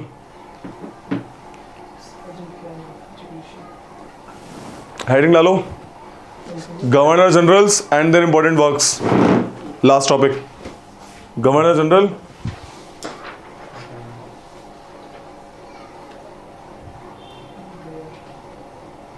भाई जो पहले के दोनों कमेटी हैं इनसे पहले आई थी. वो लाइन वाइज है, सारी लाइन वाइज है. नहीं ये yes yes yes yes yes yes, सब लाइन वाइज है. समझ गया मैं जो तुम कह रही हो. वो अरेंज करने के लिए भी याद आता है. सब लाइन वाइज है, तभी तो मैंने लाइन वाइज लिखवाया. शारदा एक्ट किसका? Sharda act. What is Sharda act? Women की एज रेज करने के लिए मैरिज. 1919 ना, 1919 09 ऐसे कुछ था. शारदा, हाँ 70 वाला था भैया शारदा शायद. आएगा, इसमें आएगा, वो एक बार रीअरेंज में आया था. आ जाएगा.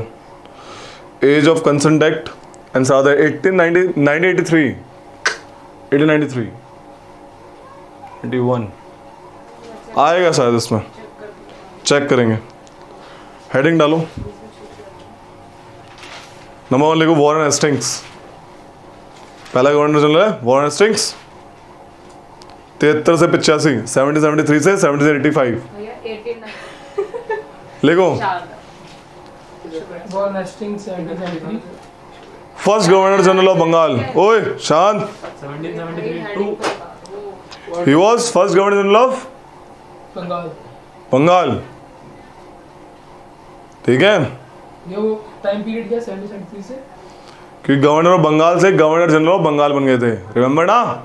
गवर्नर जनरल ऑफ इंडिया कौन था? इंडिया बैंडिक। समझ आ रही है कहानी? इनके टाइम में क्या क्या हुआ? इनके टाइम में हुआ है भाई सुप्रीम कोर्ट वो भैया वो ऑफ कैलकाटा। वो out of supreme court of Calcutta. Ring fence policy याद आ रहा है?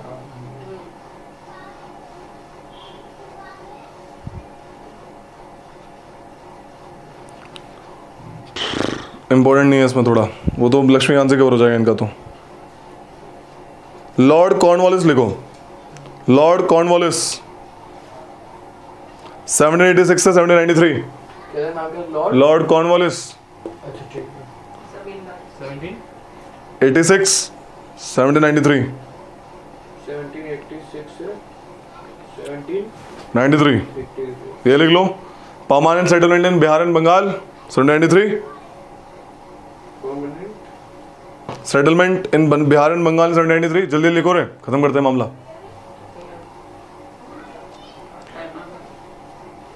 Introduction of civil services in India. कहते हैं इन्होंने तनख्वाह बढ़ाई थी सिविल सर्विस की इंडिया में। उस टाइम पे हाईली पेड सर्विस थी इंडिया की। Okay, just to remove the corruption. Corruption क्यों करता है इंसान? जब उसको सैलरी कम मिलती है, सैलरी बढ़ा तो करप्शन क्यों करेगा? फिर तो काम करेगा। Introduction of civil service in India इनको कहते हैं। In fact he is called the father of civil services. Okay, introduced sunset law.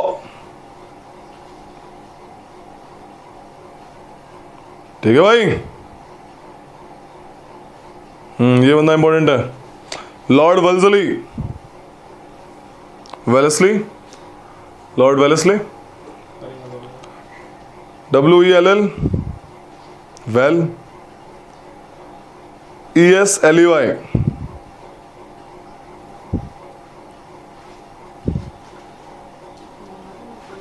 Introduce subsidiary alliance. इनने क्या करा? इंट्रोडक्शन ऑफ सब्सिडियरी अलायंस पहले भी लिखवा रखा है, काफी है। अगला लिखो। टाइम नहीं बताया क्या इनका? टाइम नहीं होता है। 1798 से 1805। 1798 1805।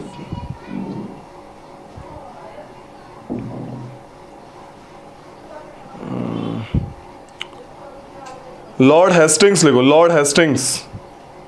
ये वॉरन नहीं है, ये बस नॉर्मल मर्केस ऑफ हेस्टिंग है। 1813 से 1823।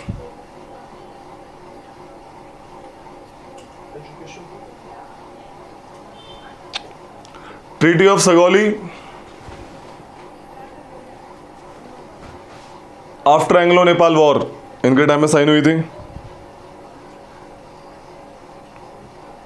After Anglo Nepal war. Establishment of ryotwari system in Madras, क्योंकि ये तो गवर्नर जनरल थे ना, और मद्रास में गवर्नर कौन था? अंडर गवर्नर, बिना देखे बताओ, बिना देखे बोलना है, नीचे मुंह करके बोलना है। दो बंदे थे Thomas Munro, growth system in Madras. Madras Bengal वे मद्रास में हुआ ना ये रैयतवाड़ी 1820 में। हाँ भैया एलेक्स ठीक है, by sir Thomas Munro, governor of that area. मुद्रा तरी इसी और ये एक साथ ही लिख लो, एक साथ ही लिख लो। रैयतवाड़ी भी इनके टाइम में स्टार्ट हुआ था और महालवाड़ी भी इनके टाइम में स्टार्ट हुआ था।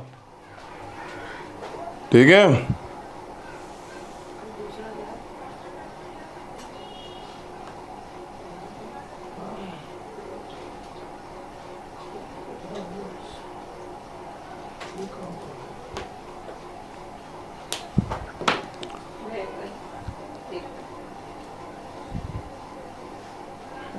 डकैत भी मारे थे किसी ने।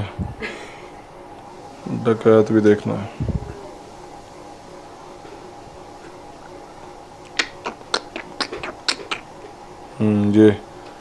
ये डकैत वाला देखेंगे। देखो Lord William Bentinck, Lord William Bentinck 1828 से 1833, 1835, 1828, 1835, 28, 1835। इंडिया में लिखो first governor general of India, first governor general of India.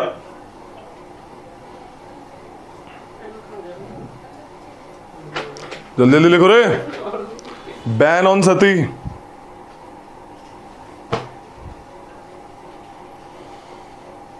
Charter act of 1833 इनके टाइम में पास हुआ था। रिमेंबर, रिमेंबर और not remember?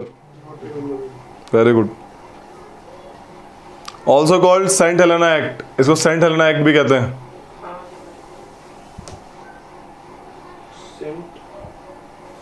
Helena act also called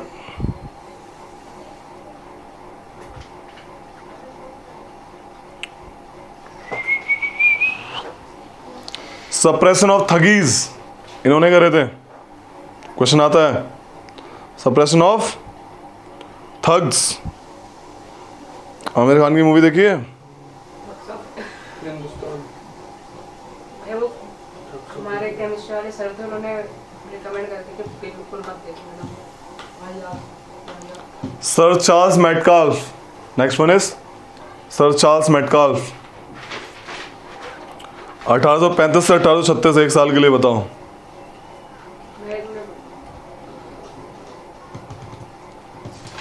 इसमें नॉर्मली लिख लो, known as liberator of Indian press. Sir Charles, लिखने की जरूरत नहीं है इनकी dates. Known as liberator of Charles Metcalfe, liberator of Indian press. Dalhousie, Lord Dalhousie. 1848 से 1856, ये बंदा गजब का है। 1848, 1848 से 1856। देखो इसमें doctrine of lapse 1848, Charles Wood dispatch अभी भी लिखवाया था 1854, 1848। Charles Wood dispatch 1854। Established summer capital at Shimla. Established summer capital at Shimla. Charles Wood Dispatch 1854. क्या है? शिमला में कैपिटल शिफ्ट समर कैपिटल बना दी थी। पहली ट्रेन इंट्रोड्यूस होने के टाइम पे हुई थी, फर्स्ट पैसेंजर ट्रेन बिटवीन, कहाँ हुई थी Sudhir? Bombay to Thane. Very good, Bombay to Thane 1853। पहली बार टेलीग्राफ लाइन भी इन्हीं के टाइम में स्टार्ट हुआ था। Telegraph line, first telegraph line led between, कैसे लिखो रे? First telegraph line led between Diamond Harbour to Calcutta 1851। Public work department में मिडिवल का इंडिया का हेड कौन था? वो is called the father of public work department. हाँ, मिडिवल इंडिया में कौन था बे? कोलकाता इन क्या वे क्वेश्चन क्या वे क्वेश्चन क्या? Public work department. पीडब्ल्यूडी वो फिरोज शाह को वेरी गुड। यहाँ पे डलहौजी एस्टेब्लिश्ड, इन वाले यार कोई चार्ल्स वुड पैच में लिखवा रहे हो ना ये सब चीजें? नहीं डलहौजी में लिखवा रहा हूँ, डलहौजी में, ये मैंने ये क्यों लिख दिया? क्योंकि वुड डिस्पैच भी इनके टाइम में आया है 1854। पर हाँ सही है, सही ठीक है, हाँ इन्हें में लिखो है। ये क्वेश्चन भी आया था पता है? Establish PWD. टेलीग्राफ लाइन वाला आएगा आएगा, दोबारा आएगा। ओए अब क्या देखो, PWD was established, PWD was established. Santhal rebellion takes place, Santhal rebellion. लिखो लॉर्ड कैनिंग, लिखो लॉर्ड कैनिंग, लॉर्ड कैनिंग की टाइमिंग मत लिखो क्योंकि डबल टाइमिंग है, डबल टाइमिंग कर रहे थे, ठीक है। तो लिखो हिंदू विडोज रीमैरिज एक्ट 1856 इनके टाइम में पास हुआ।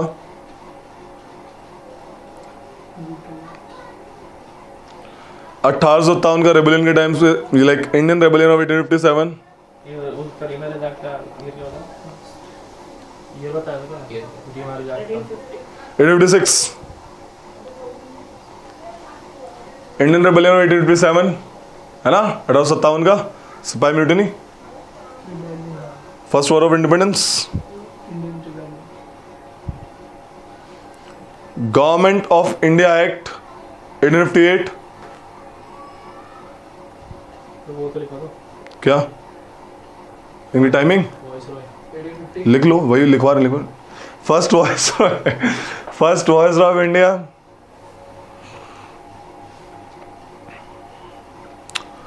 System of budget was introduced, इनके टाइम में बजट आया था।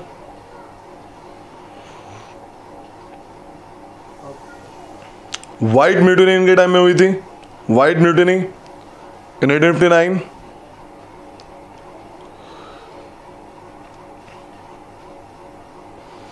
आर्कियोलॉजिकल सर्वे ऑफ इंडिया जो बना था इनके टाइम में बना था, establishment of archaeological survey of India 1861। तो पहले तो नहीं हुआ। यस, जो आज तुम कैबिनेट गवर्नमेंट देखते हो, बेसिकली पोर्टफोलियो सिस्टम इनके टाइम में आया 18 की तरह 61। Government introduce portfolio system, Canning के टाइम पे introduce portfolio system, portfolio which laid foundation of cabinet system। ठीक है रे, और भैया बोलो। पहला वो क्या बोलते हैं सेंसस वो आएगा, मायो में आएगा, मायो में आएगा।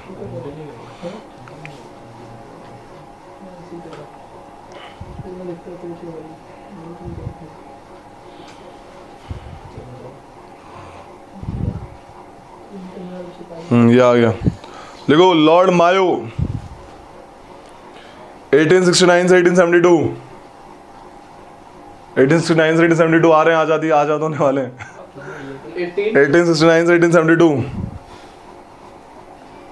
लिखो, he is the first person to be, first viceroy, ये ओनली वाइसरॉय है जिसको मारा गया था, ही वाज किल्ड। लिखो, असैसिनेटेड बाय अ पठान, नाम क्या उस बंदे का, Sher Ali Afridi. Assassinated by a Pathan Sher Ali Afridi इन 1872। पहली बार सेंसस इन्होंने स्टार्ट किया है, समझ आ रही है, लेकिन पहली बार कंप्लीट सेंसस रिपन स्टार्ट करेगा, ठीक है। लिख लो, स्टार्टेड सेंसस इन इंडिया 1872।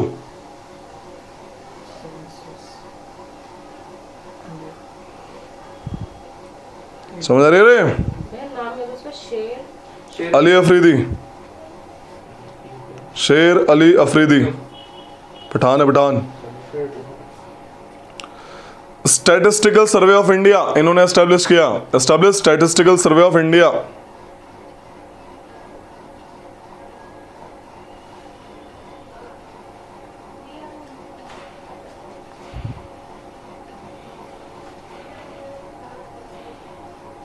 ये खतरनाक बंदा है, लिक्टन लेटी हुई नीयत का, ये जो है आपका ब्रिटिश सपोर्टर है, लॉर्ड लिक्टन, LYTTON, लिक्टन, लॉर्ड लिक्टन। हाँ, मेरे बर्थडे पे बना था ये, 12 अप्रैल। खैर 1876 से 1880, 1876 से 1880। बस खत्म होने वाला 1876 से 1880।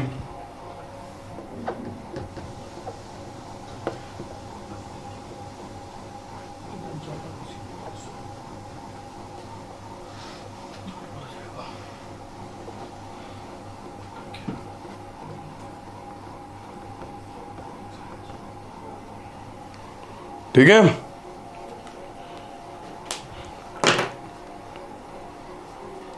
इसके टाइम में एक एक्ट पास हुआ जिसमें क्वीन विक्टोरिया को एम्प्रेस ऑफ इंडिया बोला गया। लिखो, queen Victoria assume the title of empress of India. ठीक है, ब्रिटानिया हिंद, मतलब समझ रहे हो. Queen Victoria got the title of empress of India. एकदम मस्त चापलूसी. ठीक है, 3 दिल्ली दरबार हुए थे. पहला दिल्ली दरबार इसके टाइम में हुआ है. ठीक है, इंडिया में इधर देखो 3 दिल्ली दरबार हुए हैं. फर्स्ट दिल्ली दरबार 1887 इसके टाइम में लिखो. फर्स्ट दिल्ली दरबार आउट ऑफ 3 1877 77. इसने प्रेस पे बैन लगाया, यानी वर्नाक्युलर प्रेस एक्ट पास किया. Passed vernacular press act 1878. मैंने बताया ब्रिटेन का समर्थक था. इसने सिविल सर्विसेज की एज कम कर दी 21 से 18. Reduce the age, maximum age for appearing civil services from 21 to 19. 19 कर दी 19. ठीक है भाई, सिविल सर्विसेज एज के मैक्सिमम एज 21 से 19 कर दी इसने, 2 साल घटा दी. इसका उल्टा आएगा, यानी अच्छा बंदा आएगा इंडिया के पक्ष में, लॉर्ड रिपन. अगला है लॉर्ड रिपन 1880 से 1884. 1880 से 1884 लॉर्ड रिपन. लॉर्ड रिपन में लिखो फर्स्ट फैक्ट्री एक्ट, रिमेंबर 1881. अबे हाँ तो बोलो. फर्स्ट फैक्ट्री एक्ट में भी 1881. Yes. Repeal vernacular press act, repeal कर दिया. एक बिल था एल्बर्ट बिल. होमवर्क है, लिख के लाना मुझे. क्या है ये? Albert bill. इनके टाइम में आया एल्बर्ट बिल. ILBERT. अरे बेसिकली ये था कि इंडियन जजेस भी यूरोपियंस को सजा दे सकते हैं. तो उस पर कॉन्ट्रोवर्सी हुई, बाद में उसको लैप्स होना पड़ा. Okay. Census.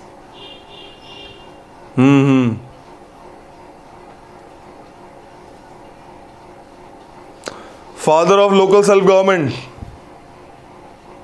considered as father of local self government. First complete census came in 1881.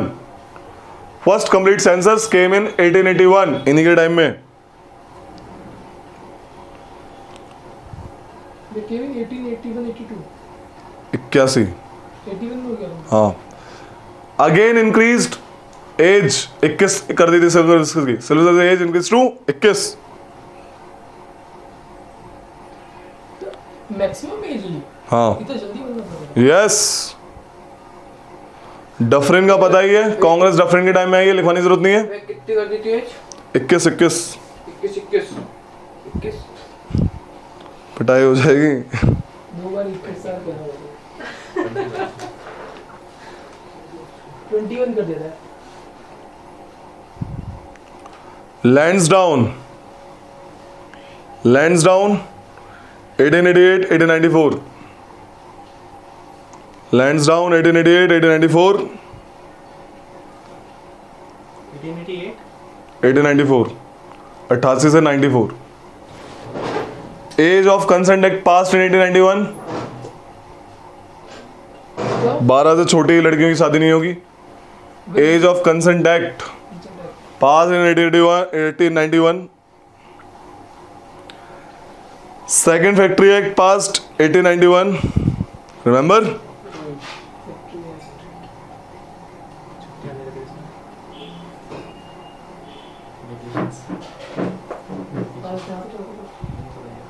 ये 5 दिन क्या ये लिखा है आपने? 1891. फेमस बंदा, इससे बहुत बार आता है. लॉर्ड कर्जन, कर्ज करके गया इंडिया पे, खतरनाक बंदा था. इसने बहुत आसान काम बना दिया था भारत को आज़ाद करने का, क्योंकि इसकी पॉलिसी बड़ी खतरनाक थी. अच्छा. Lord Curzon. बुरा गया अच्छा हो गया. 1899 से 1905. इसमें लिखो बहुत कुछ, मतलब ज़्यादा नहीं, डरना नहीं. पार्टीशन ऑफ बंगाल 1905 पता है. Purchase Bank 1905. Agriculture Research Institute at Pusha in Bihar. Agriculture Research Institute at Pusa in Bihar 1905 में हुआ.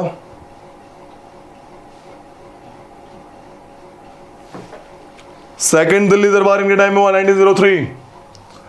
1908 सारे के सारे निकम्मे हैं लोग. कर्जन लिटन भी निकम्मा था. दिल्ली दरबार क्या था भैया? बेसिकली ग्रैंड दरबार ऑर्गेनाइज करते थे जस्ट टू शो ऑफ कि हाँ भाई ब्रिटिश की सुप्रीमेसी है. और वही पता है ऐसे टाइम में करते थे जब फेमाइन आ रही है. एक तरफ फेमाइन आ रही है और एक तरफ ग्रैंड दिल्ली दरबार ऑर्गेनाइज हो रहा है. Okay just party kind of thing. Delhi just to have. हाँ दिल्ली दरबार भी बोले थे, अभी तक तो दिल्ली कैपिटल ही नहीं थी. इसमें क्या है? बाद शिफ्ट हुई थी ना अच्छा अच्छा नॉर्मल करा इन्होंने. कैपिटल नहीं थी लेकिन basically it was a good part of India.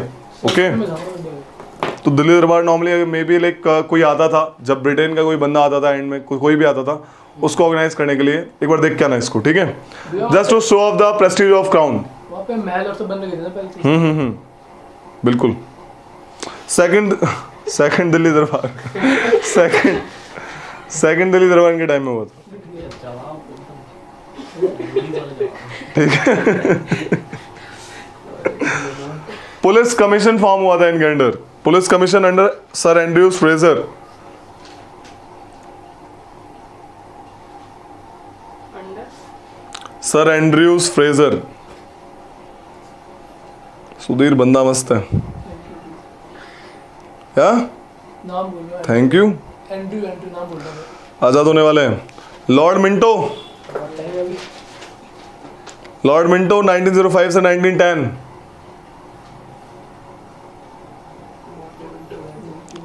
Father of separate electorate.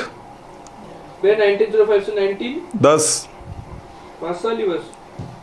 Father of separate electorate. और रुकता तो पता नहीं कितना को सेपरेट इलेक्टोरेट दे जाता. अगले ने भी देखी है. Foundation of Muslim League by Aga Khan third and Khwaja Salimullah of Dacca. मतलब दो बंदे मेन ये थे बाकी भी थे. भाई Aga Khan third and Khwaja Salimullah. SP Sinha first law member to the viceroy executive council. Khwaja सही सलीमुल्ला. ठीक है. पी सिन्हा.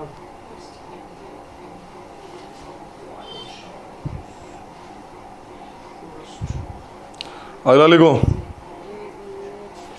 लॉर्ड हार्डिंगे. लॉर्ड हार्डिंगे 10 से 16 1910 से 1916.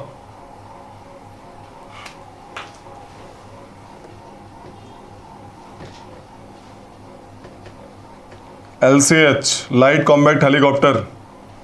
तो 3 दिल्ली दरबार हुए हैं. Lytton Curzon Hardinge 77 3 11. याद करने का तरीका बताओ जल्दी से. LCH होता है है ना. लाइट कॉम्बैक्ट एयरक्राफ्ट से कैबिनेट मिशन है और लाइट कॉम्बैक्ट हेलीकॉप्टर से दिल्ली दरबार होंगे. ये वाला दिल्ली दरबार बेसिकली दिल्ली ट्रांसफर था. कैपिटल दिल्ली में ट्रांसफर होगी बेसिकली इसके लिए. ठीक है रे. इसके टाइम पे हुआ था भैया. 77 3 11. तो एक तो 11 का ही हो गया राइट. कर्जन और अच्छा टाइमिंग से ही पता लग जाएगा. 3 77 77 ऐसे याद रखना 11 के टेबल में आता है. ठीक है हम अपनी ट्रिक बनाओ फिर. 3 के टेबल में भी आता है. याद करेंगे नॉर्मल. 3 के टेबल में भी आता है. क्या इधर टेबल में आता है. हाँ, मन से आते हैं. ठीक है क्योंकि ये वाला याद करना मुश्किल है. ये दोनों तो इजी है. ये तो कर्जन तो याद ही है 1905 वाला बंदा तो 1903 में होगा. 7 7 14 minus 3 11. क्या 7 7 14 minus 3 11. ये भी ठीक है. ये बेटर है. ये भी ठीक है. ठीक है तो लिख लो थर्ड दिल्ली दरबार हेल्ड अंडर हार्डिंग है। डिक्रीजिंग ऑर्डर ना 731 लास्ट के डिजिट देखना। ठीक है ठीक है ठीक है, 97 हुआ वहाँ पे। एक दिन दरबार रखेंगे, कि हमारी गलती ट्रिक बनाएंगे, ठीक है।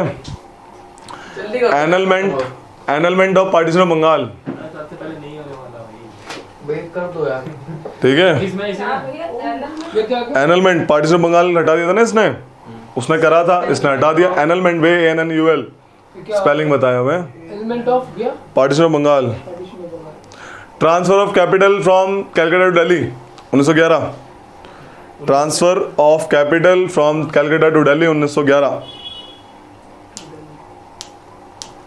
वर्ल्ड वॉर 1 के टाइम में हुआ था। भैया वर्ल्ड वॉर 1 वर्ल्ड वॉर 1 तो बाद में हुआ ना, 1914 से 18। टाइम पे हुआ था। हाँ वो ठीक है वही तो लिखवा रहा हूँ इनके टाइम में कि क्या क्या हुआ। ठीक है, हाँ। भैया बंगाल रीयूनाइट का बोला 1916। 11 में यूनाइट हुआ ना अभी। 11 में सब कुछ हो रहा है। हाँ कोमागाटा मारू इंसिडेंट इनके टाइम पे 1914, शुभ वाला। यस शिप वाला। मैकमोहन लाइन इनके टाइम में बनी है। McMahon line created in 1914, China India border. China Tibet border में, नॉट इन चाइना, ओ इंडिया तिब्बत। क्या जब ये आई थी ना तो इंडिया तिब्बत था, चाइना नहीं था उसमें। लिखो, Mahatma Gandhi came from South Africa. MG Mahatma Gandhi 1915 में वापस आए। इंजेक्टर भी है। गदर म्यूटिनी इनके टाइम पे हुई। गदर मच गया भाई इनके टाइम पे तो बहुत ज्यादा, डर गए होंगे तो। वॉर ही वॉर, वर्ल्ड वॉर चिड़ गया, बताओ हद ही हो गई। गदर मीटिंग भी है 1950। गदर म्यूटिनी, हाँ। गदर म्यूटिनी। लॉर्ड चैम्सफोर्ड लिखो, चैम्सफोर्ड 1916 से 1921। मेन मेन लिखवाते हैं। 11 से मतलब क्या 21, अरे कहाँ गया, 17 से 21 16 से 21।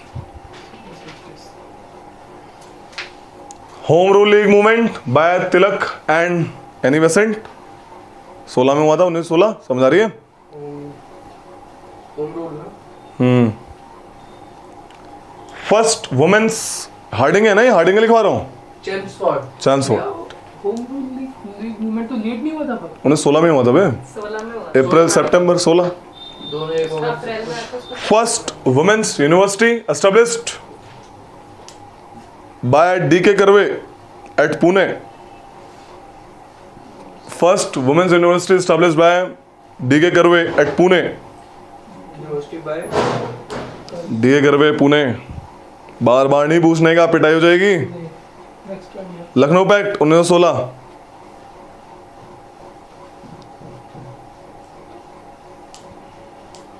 रॉलेट एक्ट इनके टाइम पे। जलियांवाला बाग इन्हीं के टाइम पे।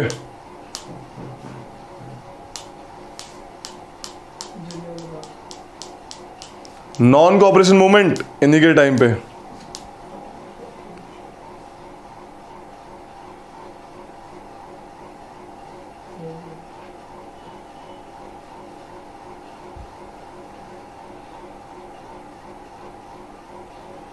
ये इंपॉर्टेंट है। कौन सा है? इरविन, लॉर्ड इरविन 26 से 31, 1926 से 1931। इसको तो मैं इरविन और गांधी पैक्ट। साइमन कमीशन 26 से 31। साइमन कमीशन 1928 28 27 27 से बना था रिपोर्ट। बेसिकली इंडिया में कब आया था? 27 होना 27 में बना था, 28 में आया था। 2 साल पहले आ गया था भैया, 3 साल पहले। 2 साल पहले sorry. Nehru report 1928। 14 points of Jinnah 1929। 14 Purna Swaraj declaration 1929। Bomb thrown by Bhagat Singh and Batukeshwar Dutt इन्हीं के टाइम पे 8 अप्रैल 1929। क्या भैया? Bomb thrown in Central Legislative Assembly by Bhagat Singh and Badukeshwar Dutt, 8 अप्रैल 1929। इनकलाब जिंदाबाद। इन्होंने ही दीपावली डिक्लेरेशन इशू करी थी, रिमेंबर, 31 अक्टूबर 1929। डेट क्या बताइए? किसकी? बॉम्ब, 8 अप्रैल 1929। दीपावली डिक्लेरेशन 31 अक्टूबर 1929। वही डोमिनेंट स्टेटस देंगे हम लॉन्ग टर्म। दिया नहीं। इन्हीं के टाइम पे आया salt Satyagraha, CDM, salt Satyagraha CDM.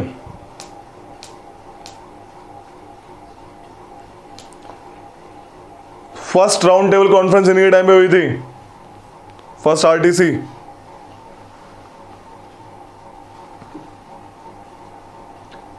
अब 31 की बात है तो भगत सिंह, राजगुरु, सुखदेव को भी मार्टियर डोम यही मिला था।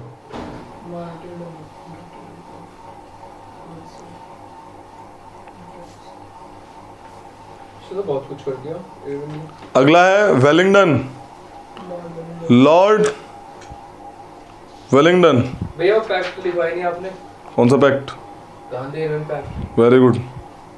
इरविन पूछेगा, बोले गांधी इरविन कैसे साइन हुआ, तुम किसको लगा के आओगे? इरविन फिर हैं, जिंदा जिंदा लगाना। ठीक है, वेलिंगटन में लिखो second RTC. Communal award by McDonald.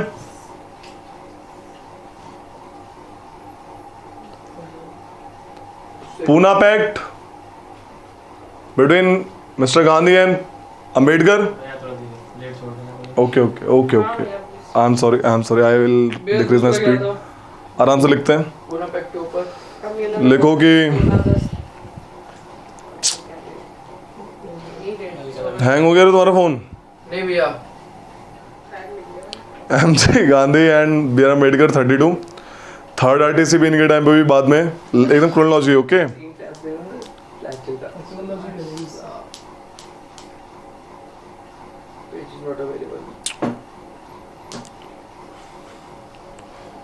Foundation of Congress socialist party bye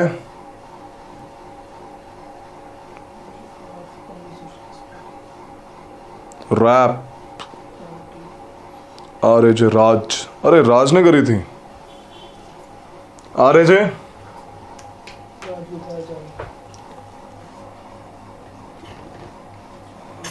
Ram Manohar Lohia, Acharya Narendra Dev, Jayaprakash Narayan. ये तो काफी छोटे होंगे जो जीती नारायण। इनके टाइम पे बनी थी, इंपॉर्टेंट है, बहुत बार आता है। एसटी क्या नाम बताया भैया? आचार्य नरेंद्र देव। अच्छा, गवर्नमेंट ऑफ इंडिया 1935 इनके टाइम में पास हुआ। जी रिजर्व बैंक ऑफ इंडिया इनके टाइम में बना 35।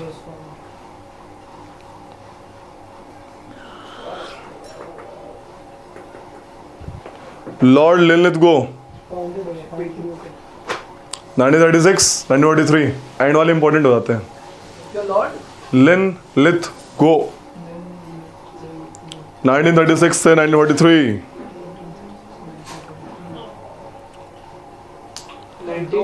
भैया ये बताना, अभी माउंटबेटन का आएगा, इससे पहले बीच में एक और इसके बाद एक और बचा है बीच बस। में है वेवल आते में आता है भैया। वेवल वेवल बचा है। लिखो कि Lahore resolution 1940, August offer 1940, individual Satyagraha,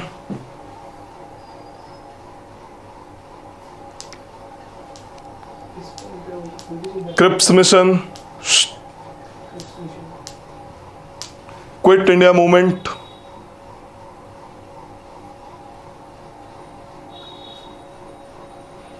formation of INA. Second last लिखो वेवल, लॉर्ड वेवल 1943 से 1947। 1943 से 1947। सीआर फॉर्मूला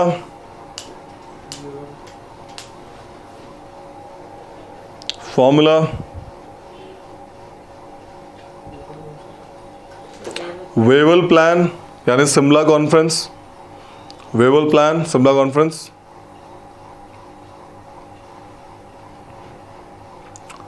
कैबिनेट मिशन,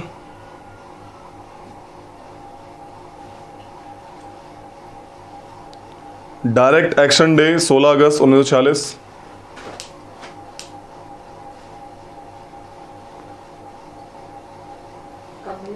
16 अगस्त 1940, रॉयल इंडियन नेवी म्यूटिनी इन्हीं टाइम पे हुई थी, Royal Indian Navy mutiny, last मतलब सेकंड लास्ट माउंट बैटन, उसके बाद में इंडिया में mount baton,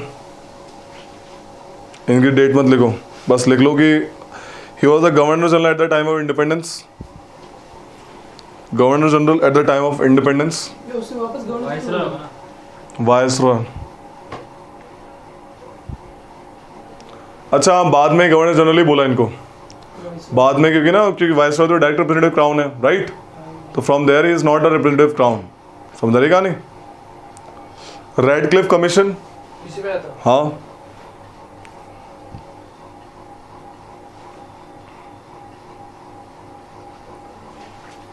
first governor general of independent India है ना, इंडिपेंडेंट इंडिया के फर्स्ट गवर्नर जनरल है। Last one is C Rajagopalachari, first governor general of independent India, last one is C Rajagopalachari, इसमें लिखो first Indian governor general of India and last governor general of India, समझ आ रही है, इसका governor general नहीं बने। एक चीज लिखवाना भूल गया, बस एक पॉइंट उसमें बताता हूँ, किसमें लिखवाना भूल गया।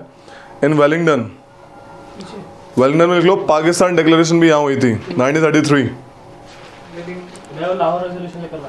वो अलग है, पाकिस्तान तो इसमें उतना लेकिन वो में वो लाहौर है जो ग्रुपिंग है, ग्रुपिंग। बट एक रहमत अली थे, रहमत अली, उन्होंने पाकिस्तान डिक्लेरेशन की बात की, पाकिस्तान का नाम वगैरह ये सब 1933 में वेलिंगटन के टाइम पे दिया। क्या क्या लिखना है? पाकिस्तान डिक्लेरेशन 1933 बाय रहमत अली। 1933 इनने कॉइन किया था क्या भैया? रहमत